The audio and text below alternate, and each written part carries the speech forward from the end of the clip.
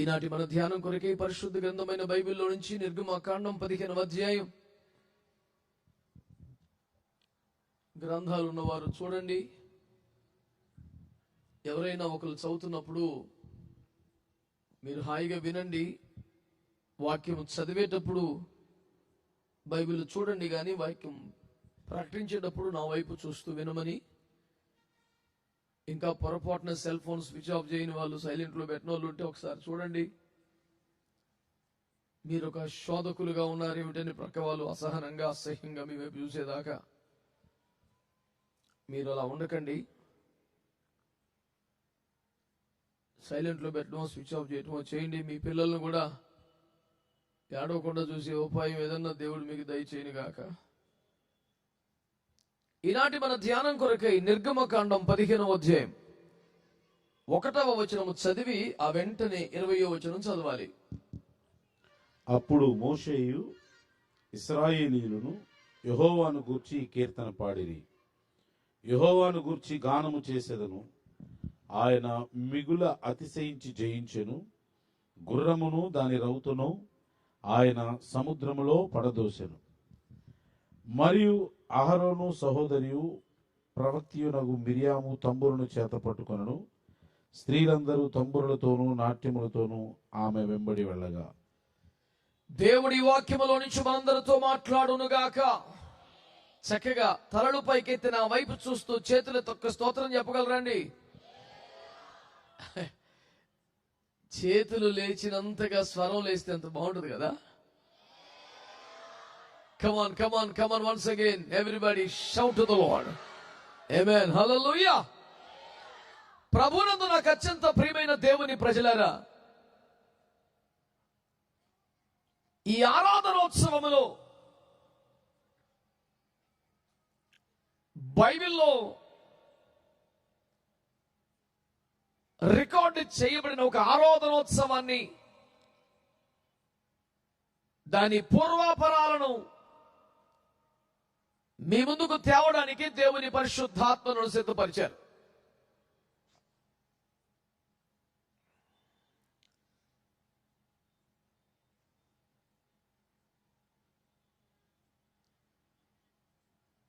చాలా మందికి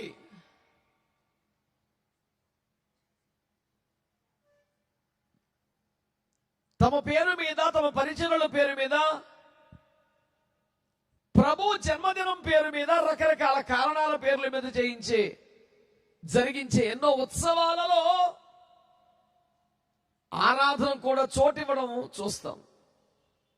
కానీ దేవుని కృప మా పట్ల ఎంత అధికంగా ఉంది అంటే, మేము ఆరాధననే ఉత్సవంగా చేసే అనుభవంలో ఉన్నాం. ఇద్దరు ముగ్గురు చప్పగా మెల్లిగా ఆమేననో హల్లెలూయా అన్నారు. ఆ భక్తులకు వందనాలు. మౌనంగా ఉండిపోయిన వారందరూ కూడా మరలా ప్రత్యేక వందనాలు. మనం తప్పకుండా దేవుణ్ణి స్తుతించాల్సిన కారణం, తమ తమ ఉత్సవాల్లో, పండుగలలో, కార్యక్రమాలలో, సభలలో, పరిచర్యలో, ప్రార్థనలో, ఆరాధనకు చోటిచ్చే కాడికే మహా గొప్ప అభివృద్ధిని, పరిణితిని సంపాదించామని సంతృప్తి పడే కాలంలో ఆరాధనను ఒక ఉత్సవంగా చేసే ఒక అనుభవాన్ని బైబిల్ గ్రంథం ఈ రాత్రి మన ముందుకు తీసుకొస్తా ఉంది. ప్రియులారా, దేవుని ప్రజలారా,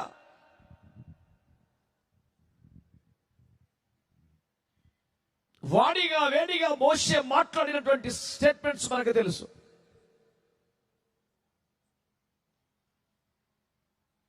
మరి ఎవరికి ఎప్పటికీ ఊహల్లో కూడా సాధ్యం కాని భీకరమైన కార్యములతో కూడిన అద్భుతమైన సేవ మోషే ద్వారా జరగటం మనకు తెలుసు. మరొక నరుడికి సాధ్యం కాదేమో అన్నంతగా 80 పగళ్ళు 80 రాత్రులు దేవునితో ముఖాముఖి మాట్లాడుతూ చూస్తూ గడిపిన అనుభవం ఆ దైవజనుడి సొంతం.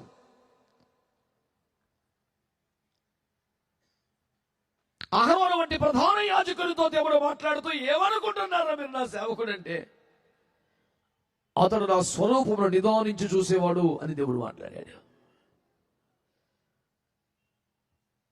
దేవుడే చాలా గొప్పగా ప్రస్తావించినటువంటి స్థాయి దైవజనుడైనటువంటి మోషేది. ఇలాంటి దైవజనుడి ఉపవాసాలు తెలుసు, ప్రార్థనలు తెలుసు, అద్భుతాలు తెలుసు, తీవ్రమైన స్వరముతో హెచ్చరికతో మాట్లాడినటువంటి సందేశాలు తెలుసు. కానీ ఈ దైవజనుడు పాట పాడిన ఒకే ఒక సందర్భం ఇది. దేవునికి స్తోత్రం చెప్పండి. హల్లెలూయా. పొదుగుల పాటలు పాడే నాలాంటి ఎక్కడ ఉంటాడో తెలియదు కానీ, అంటే స్థాయిలలో మహిమలో వ్యత్యాసాలను బట్టి చెబుతున్నారు. కానీ పరలోకంలో అయితే గొర్రె పిల్ల కీర్తన తప్పితే మోషే కీర్తన పాడారట. స్తోత్రం చెప్పండి ఒకసారి. పాడతారట. స్తోత్రం చెప్పండి ఒకసారి. పరలోకములో ప్రత్యేకమైన స్థానం మోషే కీర్తన. ఈ రోజున దేవుని ప్రజలారా,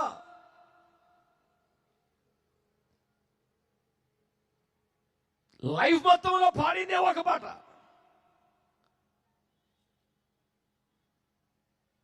మోషే కీర్తనకి ఎంత విలువ, ఎంత ఘనత ఉంది కదా.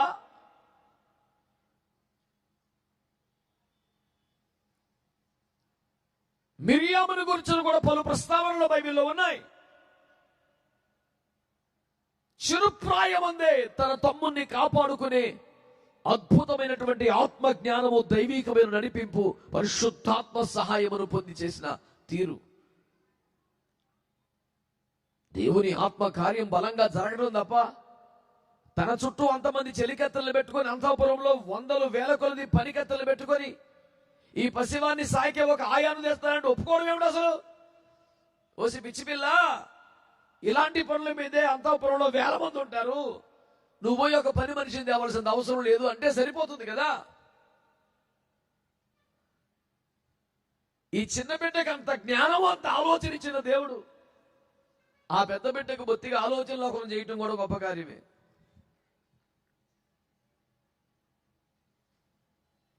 అంతఃపురంలోగా తన చుట్టూనే బోళ్ళ మంది చెలికెత్తలు పనికెత్తులు ఉన్నారు కదా. ఇందుకు వీళ్ళందరూ ఏం చేస్తారు? తిని కూర్చుంటారా? ఒక పిల్లగాను చూసుకోలేరు, నువ్వు పోయి తెచ్చేది ఏముంది? అయినా నీకు ఇంత ఇంట్రెస్ట్ చేసి నీ ఆరాటం ఏంటి అసలు? నువ్వు ఎవరి పిల్లవే? నీ గొడవ ఏంటి? గోత్రం ఏంటి? బుర్ర పని చేయకుండా పోలీసు వారు కొన్ని ప్రాంతాల్లో సెల్ ఫోన్లు ఏం పని చేయకుండా జామర్లు పెడతారు చూడు. ₹1,00,000 ఫోన్కి వెళ్ళి అక్కడ పనిచేయదు. అది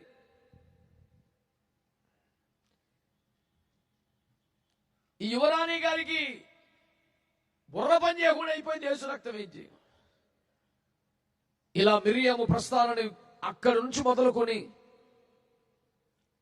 మోషే ఇంకా రాని విమోచకుడిగా పంపబడని కాలములో ఐగుప్తులో నలిగిపోతున్న మ్రగ్గిపోతున్న ఇశ్రాయేలు ప్రజలు ధైర్యం కోల్పోక, నిరీక్షణ కోల్పోకుండా విమోచకుడు వస్తాడు, దేవుడు పంపుతాడు, ధైర్యంగా ఉండండి. అబ్రహాముకి ఆదికాండం 15 మొదలుకొని స్పష్టమైన వాగ్దానాలు మీరే కలవరపడవాకండి అని, విమోచనను గురించి, విమోచకుని గురించి, వాగ్దాన దేశానికి వెళ్ళిపోయేదాని గురించి ఎవరిలో ఆశ చచ్చిపోకుండా, విశ్వాసం తగ్గిపోక, నిరీక్షణ కోల్పోకుండా వాడబడిన ఒక ప్రవక్తి స్థానం మిర్యాముకు ఉన్నదని మీకు జ్ఞాపకం చేస్తున్నాను. ఇలా నిరుపమానమైన ఆవిడ సేవలు బైబిల్లో మనం మెరుగుదము. కానీ ఆవిడ కూడా పాట పాడిన ఒకే ఒక సందర్భం. పైగా ఆవిడట దాదాపు 90 ఏళ్ల వయసులో గిలక తప్పెట పట్టుకొని, కంజర పట్టుకొని, పదం కలిపి కథం దొక్కి నాట్యం ఆడుతుంటే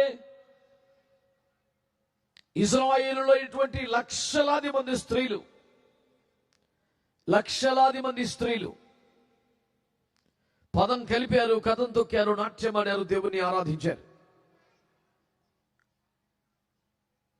కొన్ని లక్షల మందిని ఏకోన్ముఖంగా మార్చి, ఏకాగ్రతకు తీసుకొచ్చి, భిన్న స్వరమే లేకుండా చేసి ఆరాధనలు నడపడం అనేది అంత చిన్న ముచ్చటేం కాదు. ఎవరికైనా కాసేపు ఒక 50 మందిలో 100 మందిలో స్తుతి ఆరాధనలు నడిపిస్తే ఆ కష్టమేంటో తెలుస్తుంది. సరైన సంగీత సహకారం ఉంటే పాడటం కొంత సులువుగానే ఉంటుందేమో కానీ ఆరాధనలు నడిపించడం అంత సులభమే కాదు. సంఘ కాపురులకు తెలుసు ఆ తెప్పలు ఎట్లుంటుందో. చాలా చోట్ల చాలా మంది ఆరాధన నడిపిస్తున్నప్పుడు గమనిస్తాను, వీళ్ళు పాడేదానికంటే ఆరాధించేదానికంటే వాళ్ళని సరి చేయడానికి ఎక్కువ సమయం తీసుకునే పరిస్థితి ఉంది. కళ్ళు మూసుకోవాలి, చపలు కొడాలి, చేతులెత్తాలి గట్టిగా, అది ఇదే సరిపోతుంది కూటం. ఒకడు కూర్చొని ఉంటాడు, ఒకడు చూస్తూ ఉంటాడు, ఒకడు ఫోన్ చూసుకుంటూ ఉంటాడు, ఒకడు తమాషా చూస్తుంటాడు, ఒకడు కళ్ళు మూసుకొని చేతులు కట్టుకొని నాకు సంబంధమే లేదని కూర్చుంటాడు. మన ఎదుట ఒక 100 మందినో 50 మందినో ఆరాధన నడిపించడానికి అంత తిప్పబడితే కొన్ని లక్షల మందిని కథం తొక్కి పదం పాడి నాట్యమాడి ఆరాధించేలా చేయాలంటే ఆ ప్రజల్లో ఆ వ్యక్తిపై ఉన్న విశేష గౌరవం తప్ప అంత సులభంగా ఏమీ ఏకీభించే పరిస్థితి కాదు. ఎందుకంటే ఆ ఇశ్రాయేలు ప్రజలు ఎంత సాత్వికులో, ఎంత ఎలాంటి వాళ్ళో మనం అందరం చదివి చదివి ఆశ్చర్యపోయిన వ్యక్తులమే.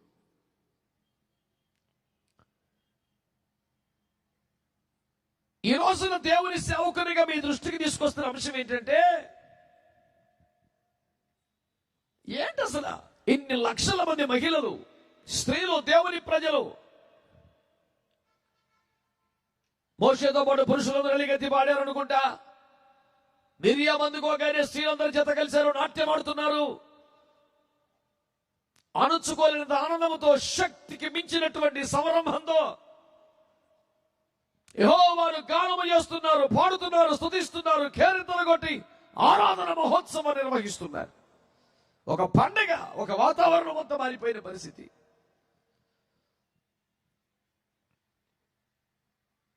ఈ రోజున ఆరాధనోత్సవం అనే టైటిల్ కోసం ఈ సందేశాన్ని చేపట్టలేదు. మరి ఎందుకు అంటే, ఆనాడు ఇశ్రాయేలు ప్రజలు ఐగుప్తు యొక్క దాస్యత్వంలో నలిగిపోయినట్లే దాస్యం, బానిసత్వం అంటే అర్థం ఏమిటంటే తమకు ఇష్టం లేకపోయినా చేయాలి, ఓపిక లేకపోయినా చేయాలంతే. నాకు నీరసంగా ఉంది, నేను చేయనంటే కుదరదు. నాకు ఇంట్రెస్ట్ లేదంటే కుదరదు. నా వల్ల కావట్లేదంటే కుదరదు. ఎదురు మాట్లాడడానికి లేదు. పని చేసినందుకు ఎంత జీతం, వేతనం అని అడిగే హక్కు లేదు. దాని కదా దాసత్వం, బానిసత్వం అనేది, వెట్టి చాకిరి అనేది. ఈనాడు అనేక మంది జీవితాల్లోని పరిస్థితులు వారి మీద ఏలుబడి చేస్తున్నాయి. వారు దేవుని ప్రజలే, దేవుని బిడ్డలే. కానీ ఇశ్రాయేలు ప్రజలు ఐగుప్తు దాస్యములో ఉన్నట్లుగా పాపదాస్యములో ఉన్నారు. వారి మీద పరిస్థితులు ప్రభావం చూపెడుతున్నాయి. శాపాలు ఏలుబడి చేస్తున్నాయి. భయంకరమైన శ్రమలు, కష్టాలు వారి జీవితాన్ని తొక్కివేస్తున్నాయి.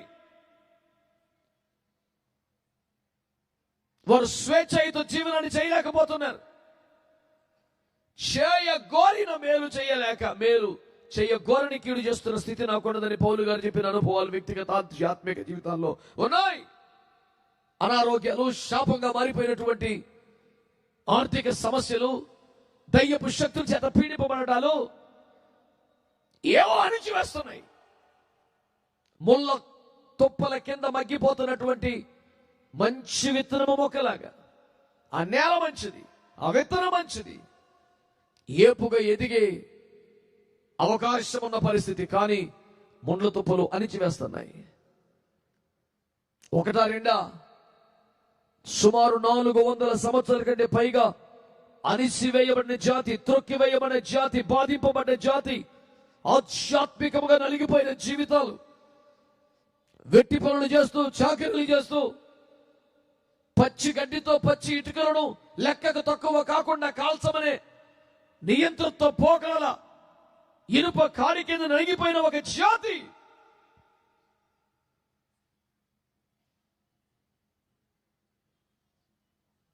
అణుచుకోలేనంత ఆనందంగా గంతులేసి నాట్యమాడి ఆడబిడ్డలు కూడా ఆనందోత్సాహాలతో నాట్యమాడుతూ ఆరాధన చేస్తున్నారు.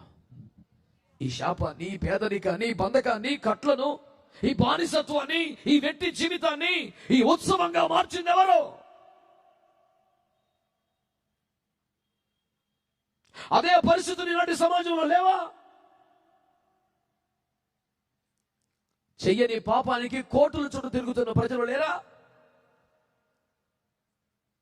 అసలు ఎందుకు తగలబడిందో అర్థం కాని వింత రోగాలతో జబ్బులతో బాధపడుతున్న బిడ్డలు లేరా?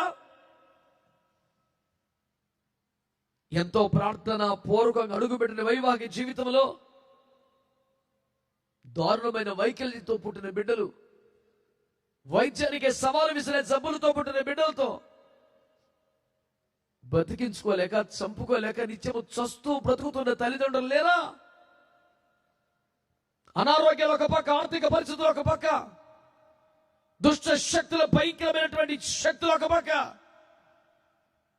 శత్రువు మనసు కలిగిన మనుషుల వల్ల కలుగుతున్న బాధలు ఒక పక్క, సమాజం నలిగిపోతుంది. దేవుని ప్రజలు నానా యాతనలు పడుతున్నారు. ఒక దైవ సేవకుడిగా అనేక మంది పరిశుద్ధుల ప్రార్థనలతో ఏకీపిస్తున్న ఒక దేవుని సేవకుడిగా మాకున్న బాధ్యత, మాకున్న భారం ఏంటంటే 400 సంవత్సరాల భయంకర బానిసత్వం నుండి ఆ ప్రజలను బయటకు తీసుకొచ్చి వారితో ఆరాధనోత్సవం చేయించుకున్న ప్రేమగల దేవుడే నా దేశంలో, నా రాష్ట్రంలో, నా ప్రజల జీవితాల్లో ఉన్న శాపాన్ని, బంధకాలని, కట్లను, రోగాలను, ఇబ్బందులను తీసివేసి వారు కూడా ఆనందోత్సాహాలతో ఒక ఆరాధనోత్సవం చేసేలాగా వారి పరిస్థితుల్లో మార్చగలడు అని విశ్వసించి ఈ పరిచర్య చేపట్టామని మీకు మనవి చేస్తున్నాను. దేవుని వాక్యాన్ని మీరు అర్థం చేసుకోగలిగితే 400 సంవత్సరాలుగా ఏ యాతన, శ్రమ, దుఃఖం ప్రజలకు ఉండిందో ఒక్క రాత్రిలో తీరిపోయింది. ఆ మాట గట్టిగా నిజమైన మాట. హల్లెలూయా కాదు, ఆమేన్ కాదు. నేను ఒక మాట చెప్పి ఆ మాట గట్టిగా చెప్పండి అన్నాను. మనిషి ఎక్కడ, మనసు ఎక్కడో బాబుతో అయితే సెట్ అవ్వదు. ఒక్క రాత్రిలో ఆ శాపం అంతా తీరిపోయింది. మళ్ళీ చెప్తున్నాను బిడ్డలారా, 400 సంవత్సరాల బానిసత్వం, దారుణమైన ఫరో దాష్టీకం ఒక్క రాత్రిలో తీరిపోయింది. గట్టిగా ఆమేన్ అంటారా? స్తోత్రం చెప్తారా? హల్లెలూయా. నేను ఈ మాటలు చెబుతుండగా బాధల్లో, శ్రమల్లో నలిగిపోతున్న స్థితిలోంచి నీకేమనిపిస్తుంది అంటే, దేవుని చిత్తం, ఆయన సమయం, ఆయన చిత్తం, మనకు అనుకుంటే జరుగుతుంది, ఆయన దయ, ఆయన చిత్తం. ఈ డైలాగుల కారణం ఏంటంటే ఈ సంవత్సరాల కొద్ది నలిగిపోయిన శ్రమానుభవాల యొక్క పరిస్థితి.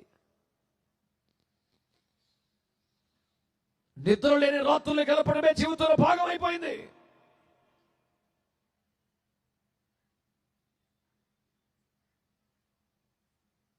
ఈ కష్టాలకి, శ్రమలకు, శాపక అనుభవానికి దేవుని చిత్తం అని పేరు పెట్టుకొని అడ్జస్ట్ చేయడం అలవాటు అయిపోయింది.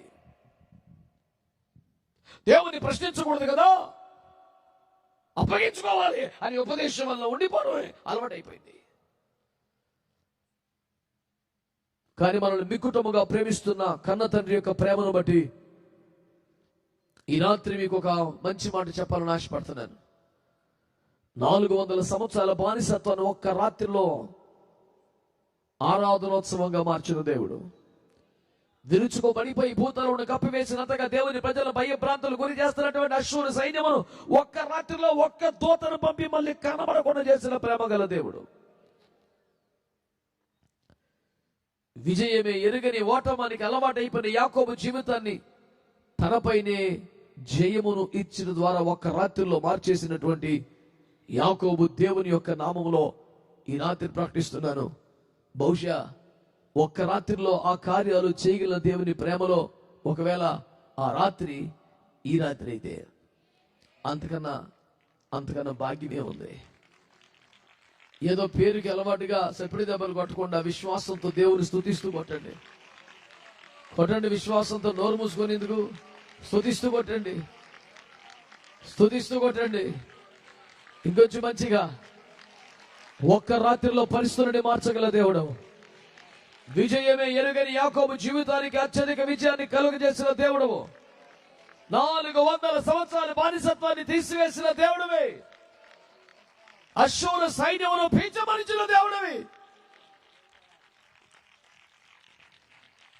మా జీవితాల్ని, మా పరిస్థితుల్ని మార్చడానికి, ఆశీర్వాదకరంగా మార్చడానికి నీకు ఒక రాత్రి చాలు ప్రభువా.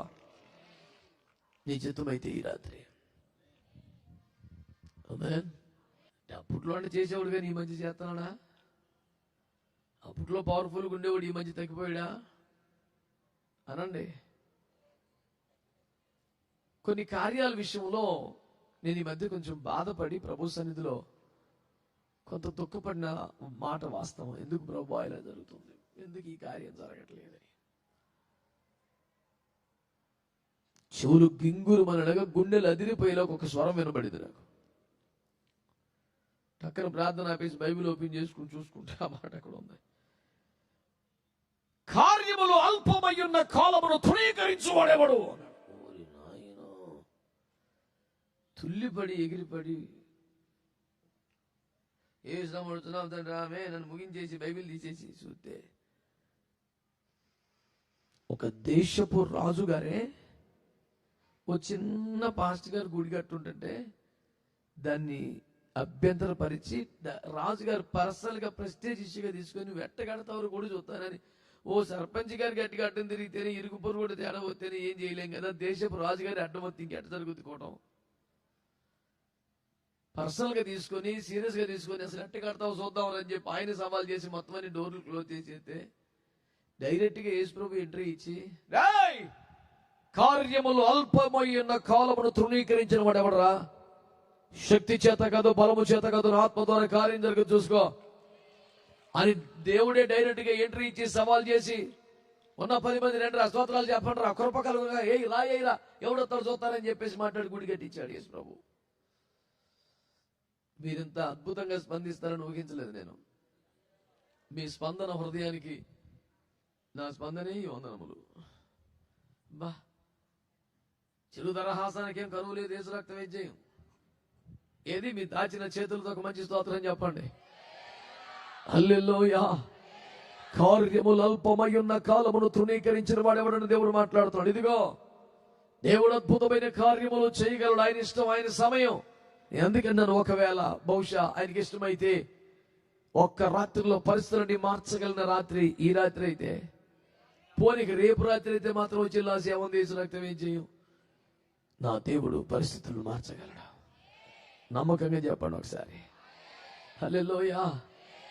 400 సంవత్సరాల మూలుగులను యేసు రక్తమే చేయం ఒక విజయోత్సవంగా, ఆరాధనోత్సవంగా మార్చేసాడు. స్తోత్రం చెప్పండి గట్టిగా. ప్రసంగాలు చేయటం, అద్భుతాలు చేయటం, హెచ్చరికలు చేయటం, రాయ్ అని మాట్లాడటమే తెలిసినటువంటి మోషే గారికి యేసు రక్తమే చేయం ఒక మంచి పాట ఇచ్చాడంట. ఇక పాడుతుంటే మొత్తం జాతి హీనపక్షానికి 40-50 లక్షల జనాభాకి పండగ అయిపోయిందండి. పండగ అయిపోయింది. మోషే గారు పాడారు, పెద్దలందరూ పాడారు. సడన్ గా ఈవిడ అందుకున్నారు మిరియాము గారు. ఇక అంతే, స్త్రీమూర్తులు మొత్తం లైన్లోకి వచ్చేసారు. చప్పట్లు కొట్టి నాట్యమాడి ఆరాధన చేసి బీభత్సం చేసి పరేస్తున్నారు. ఎవడైనా అర్థం కానోడు, మ్యాటర్ తెలియనోడు, కొత్తగా వచ్చినోడు, అదే మొదటిసారి చూసిన వాడు ఏమంటాడు? ఎంత అయితే మట్టికి అంతా మరీ మురిసిపోవాలా? బాధపడ్డావాడు తెలుసుద్దిరా విడుదల ఎట్లుంటుందో. పీక నొక్కి గాలుడు కూడా చేస్తే గుడ్లు బయటకు తేలిపోయేలాగా నాలుగు బయటకు వచ్చేసి చచ్చిపోతున్న మూమెంట్ లో వదిలేస్తే పూర్తిగా స్వేచ్ఛగా గాలి పీల్చుకుంటే ఊపిరాడితే ఎంత బాగుంటుందని సంగతి తెలుసుద్ది. నువ్వు పక్కన కూర్చున్నోడికి ఏమర్థమైంది? ఊపిరాడినందుకు అంత ఫీల్ అయిపోవాలా అంటే పీక నొక్కి చూపెడితే అర్థమైంది నీకు. వాళ్ళ బాధ ఏంటో, వాళ్ళ కష్టమైన 400 సంవత్సరాలు వాళ్ళు తిప్పాలంటే నీకేం తెలిసినాయి?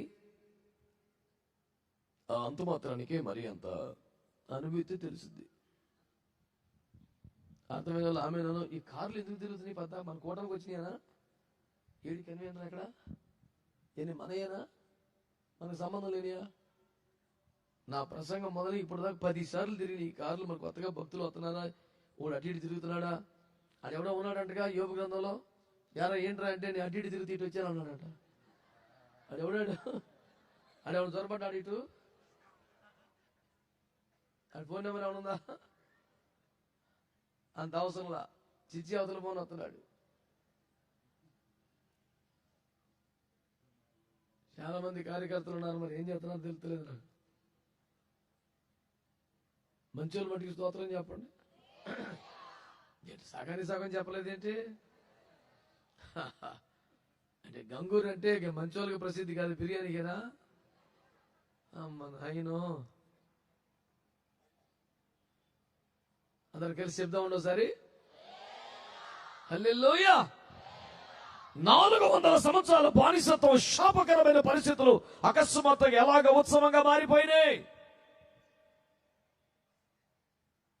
What could be that wonderful process?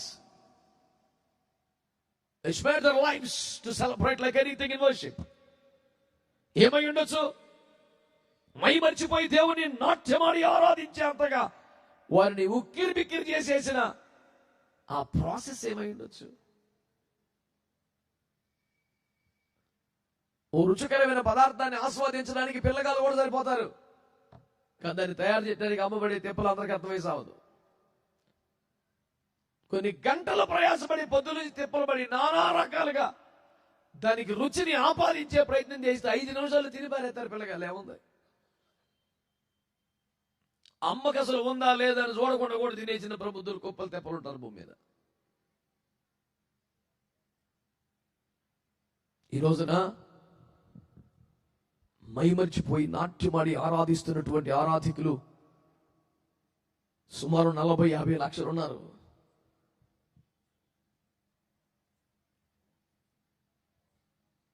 అందరూ ఒక్కసారిగా నాట్యం ఆడుతూ, చప్పట్లు కొడతా, కేరింతలు కొడతా, పాటలు పాడతా ఆరాధనలు చేస్తున్నారు. కారణం ఏంటంటే ఐగుప్తులోంచి బయటపడటమే పెద్ద అద్భుతం అనుకుంటే, బానిసత్వం తొలగిపోవటమే ఒక అద్భుతం అనుకుంటే, 400 సంవత్సరాలుగా బాధించిన శత్రువు మళ్ళీ ఎంటబడుతున్నాడు. ఏందిరా నాయన టెన్షన్ పడుతుంటే మరెన్నటికీ వాడు కనబడకుండా ఐగుప్తులోని సర్వ సైన్యమును, ఫరోను అతని సేనను ఎర్ర సముద్రం వారి కళ్ళు ఎదుటి చంపేసి బొత్తిగా జల సమాధి చేసి వీళ్ళ జీవితానికి భరోసా కల్పించినప్పుడు చూడాలి ఆ ముఖంలో ఆనందం. వీళ్ళు ఏం కోరుకున్నారు?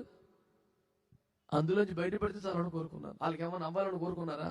ఏం కోరుకోవాలా? మా ఊరు మేము వెళ్ళిపోతాం ప్రభు, ఏదో తిప్పలు పడతాయి, ఇక్కడ మాత్రం చావలేమనుకున్నారు అంతే. వీళ్ళు బయటపడితేనే చాలు నాలుగు అనుకుంటే, అట్ట బయటపడతారు చూద్దాం అనుకుంటే ఏసు రక్తమే చేయవాళ్ళు లేకుండా పోయాడు. వీళ్ళకి దారిచ్చిన సముద్రమే వాళ్ళు మూసేసింది. నా భాష మీకు అర్థమైందా? వీళ్ళకి దారిచ్చిన సముద్రమే వాళ్ళని చంపేసింది. నీకు నూతన మార్గం వేయబడ్డ చోటే యేసు రక్తమే జయం.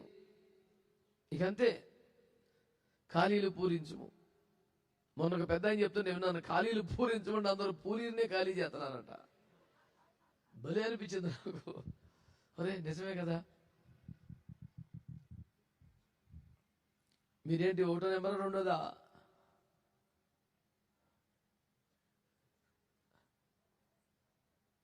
అంతరంగంలో లోపల ఒప్పుకోలు జరుగుతున్నది కదా. స్తోత్రం. హల్లెలూయా, హల్లెలూయా. దేవుని ప్రజలారా, ఈ రాత్రి నేను నమ్ముతున్నాను, విశ్వసిస్తున్నాను, నీకైనా నాకైనా ఏదో ఒక శ్రమ, ఏదో ఒక బంధకం, ఏదో ఒక సంఖ్యలు, ఏదో ఒక యాతన, ఏదో ఒక కనీలు మరింత స్వేచ్ఛగా దేవుని ఆరాధించలేని, మరింత భీకరముగా దేవుని సేవను ముందుకు తీసుకెళ్ళలేని వెనక్కి లాగుతున్న పరిస్థితులు ఏవో.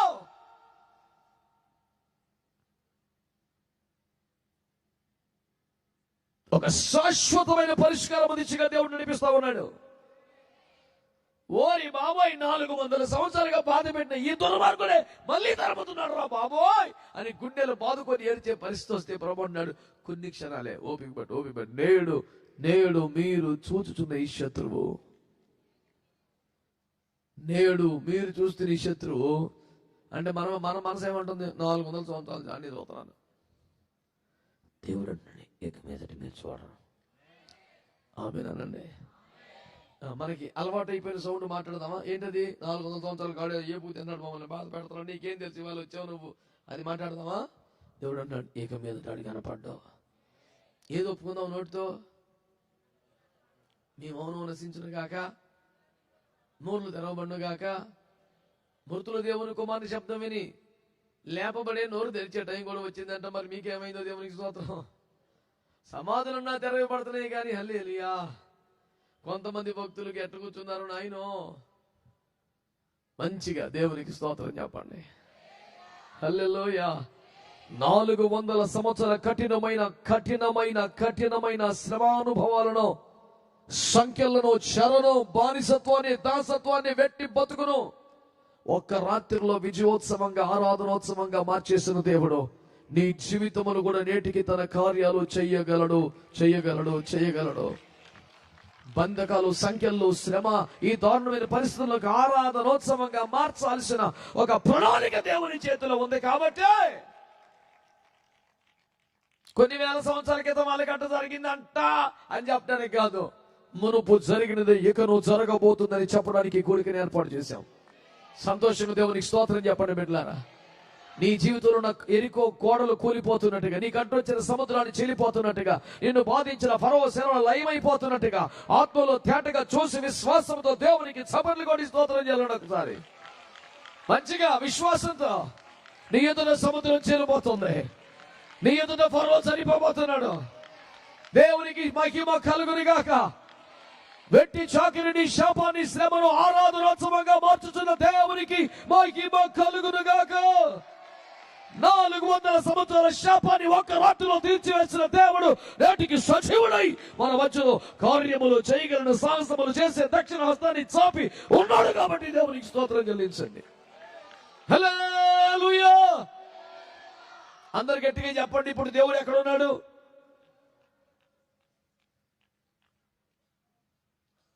హెబ్రీ పత్రిక 4వ అధ్యాయం ప్రకారం వద్దు తడుకోకండి. దేవుడు ఎక్కడున్నాడు?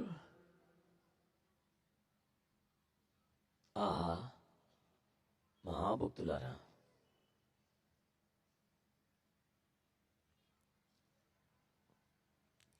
దేవుడంట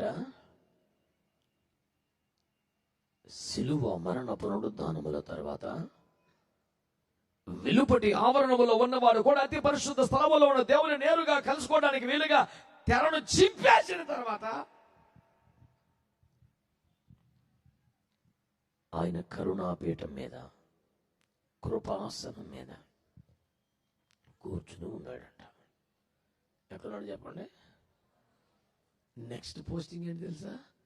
న్యాయపీఠం మీదకి రాబోతున్నాడు. ఒక్కసారి న్యాయపీఠం మీదకి వెళ్ళాడా, ఇంకేముండదు, కృపలేదు, ఏమి లేవు, రక్తం ఇచ్చేయి. నీ జీవితాన్ని యథార్థంగా చూసి తీర్పు తీర్చేయటమే.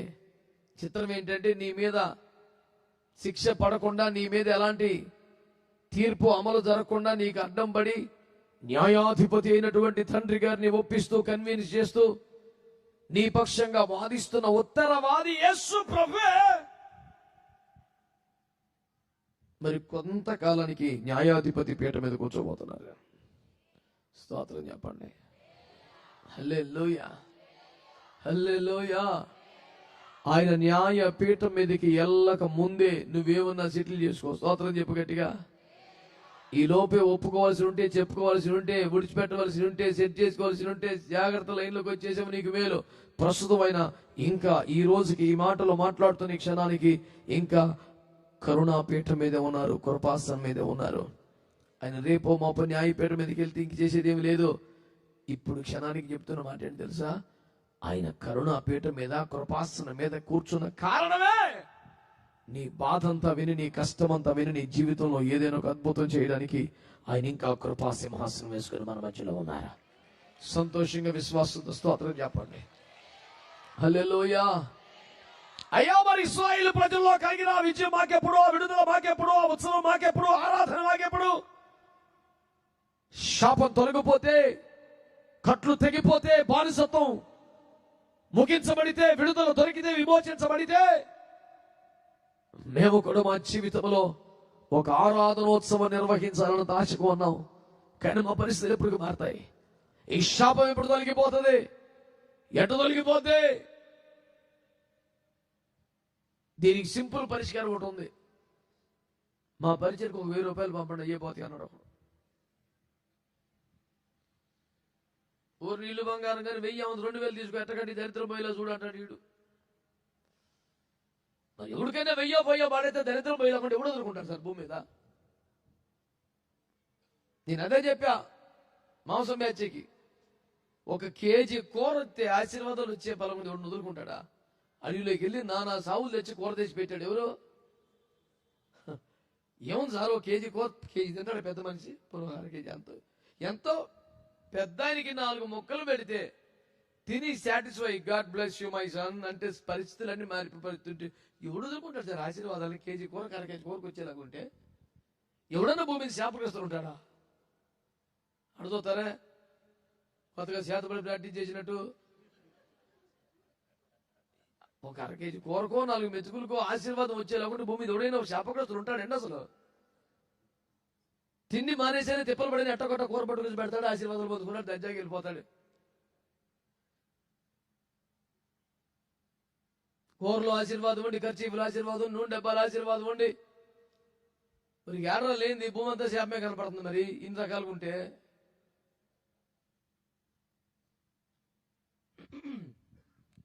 మరణమును జీవంగా మార్చగలిగిన వాడు, శాపాన్ని దీవెనగా మార్చగలిగిన వాడు, సజీవుడే కాదు ఇంకా కరుణాపీఠం మీద కృపాసనం వేసుకొని కూర్చొని మన మధ్యలో ఉన్నాడు. విశ్వసించే వరకు మంచి స్తోత్రం చెప్పండి గట్టిగా, చెప్పండి గట్టిగా దేవునికి స్తోత్రం అని. హల్లెలూయా. బానిసత్వం పోయింది కాబట్టి, చాలా విడుదల అయిపోయింది కాబట్టి, ఫరో పీడ విరగడైపోయింది కాబట్టి మరలా శత్రువును చూసే అవకాశం కూడా ఇక సమీప భవిష్యత్తులో లేదు కాబట్టి వాళ్ళంతా ఉత్సవం చేశారు ఆరాధన పేరు మీద. చిన్నపిల్లలు, వృద్ధులు, స్త్రీలు కూడా నాట్యమని దేవుని ఆరాధన చేశారు. ఇదే సంరంభం నీ జీవితంలో కూడా రావాలి. వ్యక్తిగతంగా, కుటుంబ, సంఘంగా, గ్రామంగా, పట్టణంగా, రాష్ట్రంగా, దేశంగా మనం కూడా ఆరాధనోత్సవం చేసే ఒక పరిస్థితులు రావాలి. ఆమేన్.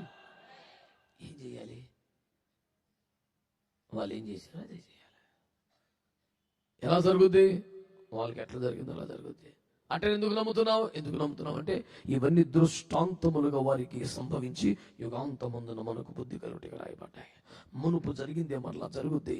ఆ క్రమాలు, అనుభవాలు వాళ్ళకి అలాగ జరిగించి సేమ్ ఇట్ అవుతురా రెడీగా ఉండని దేవుడు చెప్పాడంట. నమ్మితే ఆమె చెప్పండి ఒకసారి. చెప్పారా గట్టిగా? ప్రభునందు మిక్కిలి ప్రియమైన దేవుని బిడ్డలారా, వారి శాపం, వారి దుఃఖం, వారి కన్నీరు ఎలాగో ఆశీర్వాదకరంగా మారిపోయింది. ఒక విజయోత్సవంగా, ఆరాధనోత్సవం ఎట్లా మారిపోయింది? ఫటాఫట్ 4 మాటలు మీకు చెప్పే ప్రయత్నంలో అందరూ కూడా పరిశుద్ధ గ్రంథాన్ని తెరిచి ఒకసారి చూడండి. నిర్గమకాండం 2వ అధ్యాయం 23 నుండి కిందికి చదవండి. అలాగున అనేక దినములు జరిగిన మీదట, ఇక్కడ మైక్లో చదువుతారు, మీరు అందరూ శ్రద్ధగా వింటే చాలు, ఏకీబింది చాలు, తిప్పలు పడుకోండి. చెప్పిన తర్వాత కూడా నీ ఉద్యమం నాకు అర్థం కావట్లా. చదువయ్యా.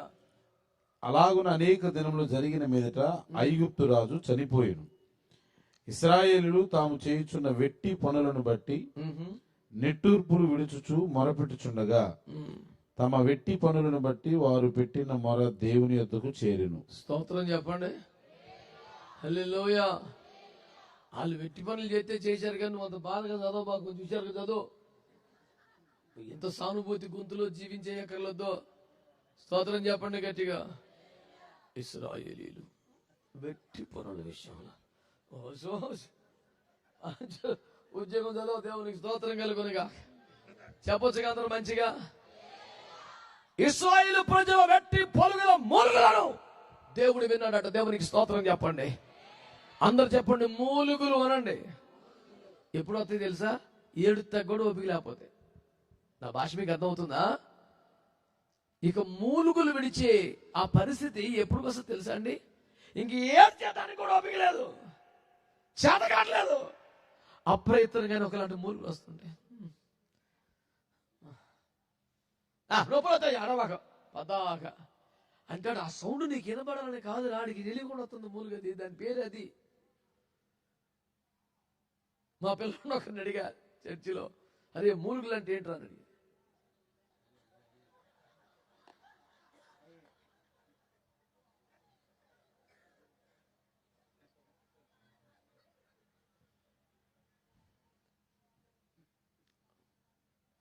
రక్తం ఏం చేయి. హల్లెలూయా. మనకు సొంతంగా తెల్లనప్పుడు మనం చెప్తున్నాంగా, వినొచ్చుగా. దేవునికి స్తోత్రం. హల్లెలూయా. పిల్లగాడు మూలుగులు అంటే ఏంట్రా అంటే అంటాడు, అయ్యా మూలుగుల్లో నుంచి ఏడుతున్నాడు అయ్యా.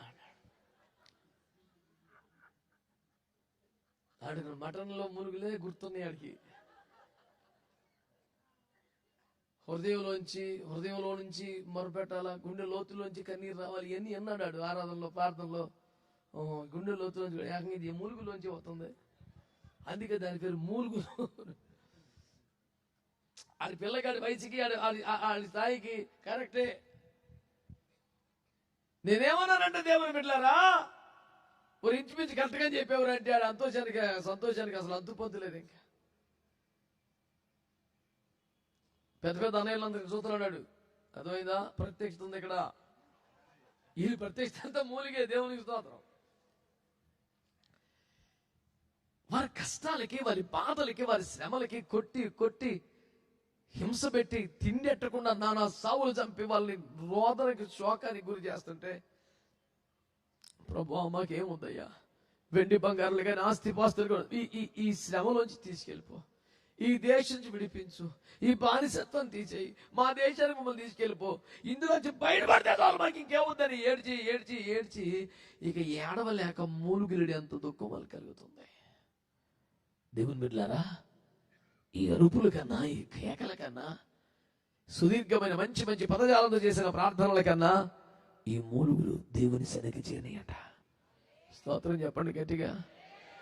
ప్రజలందరికీ వినబడేలాగా, అందరికీ తెలిసేలాగా నువ్వు చేసినటువంటి యుక్తమైన ప్రార్థనలు, యోగ్యమైన ప్రార్థనల కంటే కూడా ఎవరికి చెప్పుకోలేక, ఎవరితో పంచుకోలేక లోపల మూలుగులతో బాధపడుతున్నావు చూడు, ఆ మూలుగుల ప్రార్థన దేవునికి తేటగా వినబడుతుందంట. చేతులెత్తి స్తోత్రం చెప్పండి, చేతులెత్తి స్తోత్రం చెప్పండి. దేవుడు మోషేతో మాట్లాడుతూ చెప్పిన మాట ఏమని చెప్పాడు తెలిసిన? మీ మొర్ర విన్నాను. ఆమేనండి. ఈ రాత్రి మనం ప్రకటిస్తున్న దేవుడు ఎవరో తెలుసా? మీ బాధను చూసిన దేవుడును, మీ మొర్ర విన్న దేవుడును, విడిపించడానికి దిగి వచ్చాడని దేవుడితో మోషేతో మాట్లాడాడు. స్తోత్రం చెప్పండి ఒకసారి, చెప్పండి గట్టిగా ఒకసారి. ఇంత పెద్ద దేవుడు, మహాకాశాల పడతాలను భీకరమైన దేవుడు, అఖిల బ్రహ్మాండమును చరాచర జగత్తుల మహత్తు గల మాట చేత నిర్మించి నిర్వహిస్తున్న మహాదేవుడు, ఆకాశములను చేనుతో కొలిచేసిన దేవుడు, ఎవరు ఊపిరి విడిస్తే పర్వతాలు మైన వల్ల కరిగిపోతాయో అలాంటి మహాశక్తి కలిగిన దేవుడు పని కట్టుకుని భూమికి దిగి వచ్చాడట. దేవునికి స్తోత్రం కలుగునగా. అయ్యా మీరేమిటయ్యా రావడం? మీరు శాసిస్తే మాట్లాడితే చాలు కదా, మీరు రావటం ఏంటి ప్రభువా అని గోల పెడితే, అని కేకలేస్తే, ఏమి లేదు నాన్న, మీ బాధలు చూశాను, మీ మొర విన్నాను, విడిపించడానికి దిగి వచ్చాను. స్తోత్రం చెప్పలే. హల్లెలూయా. ఆ దేవుడు మారిపోలేదని మనవి చేస్తున్నాను. ఆ దేవుడు మారిపోలేదని మనవి చేస్తున్నాను. దానియేలు గ్రంథం 2వ అధ్యాయంలో దేవుడు మాట్లాడతాడు, ఆయన మారని వాడై కాలములను ప్రభుత్వములను మార్చువాడై ఉన్నాడని వాక్యంలో రాయబడింది. గట్టిగా ఆమేన్ చెప్పండి ఒకసారి. తాను మార్పు లేని వాడై కాలములను ప్రభుత్వములను మార్చువాడై ఉన్నాడు అనే వాక్యాన్ని పిచ్చి పిచ్చిగా, గుడ్డిగా, అక్షరార్థంగా నేనైతే నమ్ముతున్నాను. నమ్మగలిగిన వారు ఉంటే ఆమేన్ చెప్పండి ఒకసారి. దేవునికి మహిమ కలుగునుగాక. ప్రజలారా, దేవుని బిడ్డలారా, ఈ రాత్రి ఒక సత్యాన్ని మీ దృష్టికి తీసుకొస్తున్నాను. మన దేవుడు ఎవరో తెలిసిన? మనం మూలుగులుడుతుంటే వింటున్న దేవుడు, మన పరిస్థితులు చూస్తున్న దేవుడు, విడిపించడానికి దిగి వచ్చే దేవుడు. ఆమేన్, ఆమేన్. ఈ శాపము, ఈ పేదరికము, ఈ యొక్క బానిసత్వము, ఈ కష్టము, ఈ దాస్య శృంఖలాలు, ఈ భయంకర పరిస్థితులు ఒక ఆరాధనోత్సవం ఎలా మారాయి అంటే, పాయింట్ నెంబర్ 1, వాళ్ళు మూలుగుల ప్రార్థన చేశారు. అనండి గట్టిగా. వాళ్ళు మొరపెట్టారు, వారి కన్నీరు గార్చారు, వారి ప్రార్థన చేశారు. అంటే సంఘంగా కొడుకున్నప్పుడు, సమాజంగా కొడుకున్నప్పుడు మనుషులందరికీ అర్థమయ్యే భాషతో వింటున్న వారు ఏకీభవించగలిగిన పద్ధతిలో మాత్రమే కాదు, కడుపున ముట్టిన వారికైనా, కన్న వారికైనా, కట్టుకున్న వారికైనా అర్థం కానంత మౌనంగా లోపల చేస్తున్నటువంటి రోదనకు వినిపిస్తున్న చిన్న మూలుగు కూడా దేవుడు విని దేవుడు వారిని జ్ఞాపకం చేసుకున్నాను, దేవుడు వారి యందు లక్ష్యమించను, దేవుడు వారి కొరకు దిగి వచ్చును అని దేవుని వాక్యం తెలియజేస్తుంది.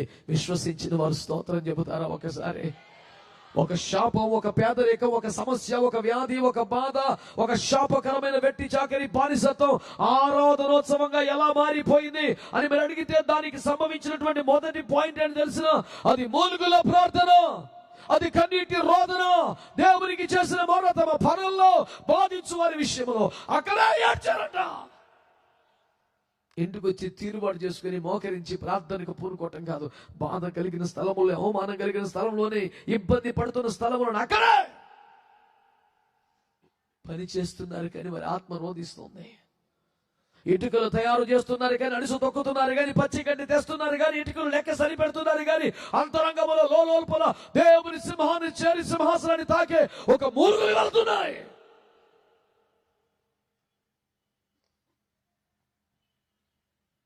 ఈ సభలో కూర్చున్న వారిలో కానీ, ఎక్కడైనా ఉండి ఈ సాంకేతిక పరిజ్ఞానాన్ని ఆసరా చేసుకుని ఏకీపిస్తున్న ప్రజలు కానీ, మీరెవరైనా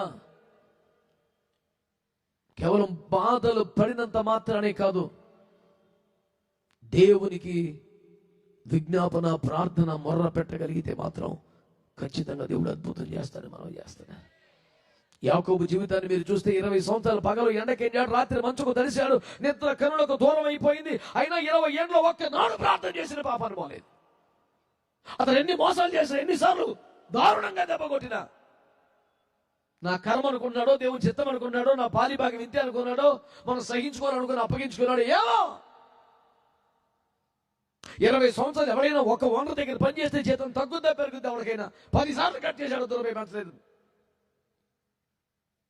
దేవుడు అతని పక్షంగా ఉండి కొద్ది గొప్ప ఇచ్చాడు కానీ ఆ లాభాన్ని ఇచ్చే మనిషి రకం కాదు అసలు. ఉద్యోగుల మోసం, జీతంలో మోసం, సంపాదనలో మోసం, పెళ్లి విషయంలో మోసం, అడుగడుగున మోసమే. అంత మోసగాడి దగ్గర ఎందుకు బతుకుతున్నావురా? చూడగానే అడిగి చేస్తున్నాడో అని ఒక రాత్రి ఎడితే బాగుండేదిగా.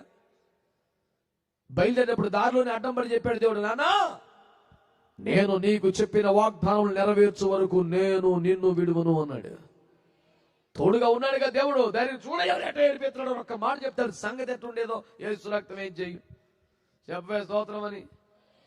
ఇప్పుడు ఇంతకీ చివరికి కాపాడితే, అడ్డం పడితే, కీడు చేయకుండా లాభానిగా నాపితే, ఇంత గొడవ చేస్తే కారణం ఏంటంటే ఈ బాబు ఏడ్చినందుకు కాదంట. అప్పటికి ఇంకా లేదుగా కోటం. దానికి ఇప్పుడు వచ్చింది పేరేమన్నా, నెత్తి మీద సోదరం పెట్టాడు తీసుకొచ్చి.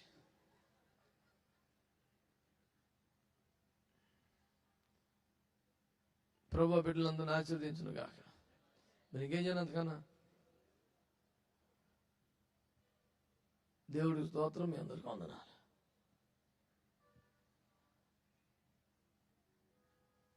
చిన్న నడిపింపు, ఎక్కువ నడిపింపు రాసలా.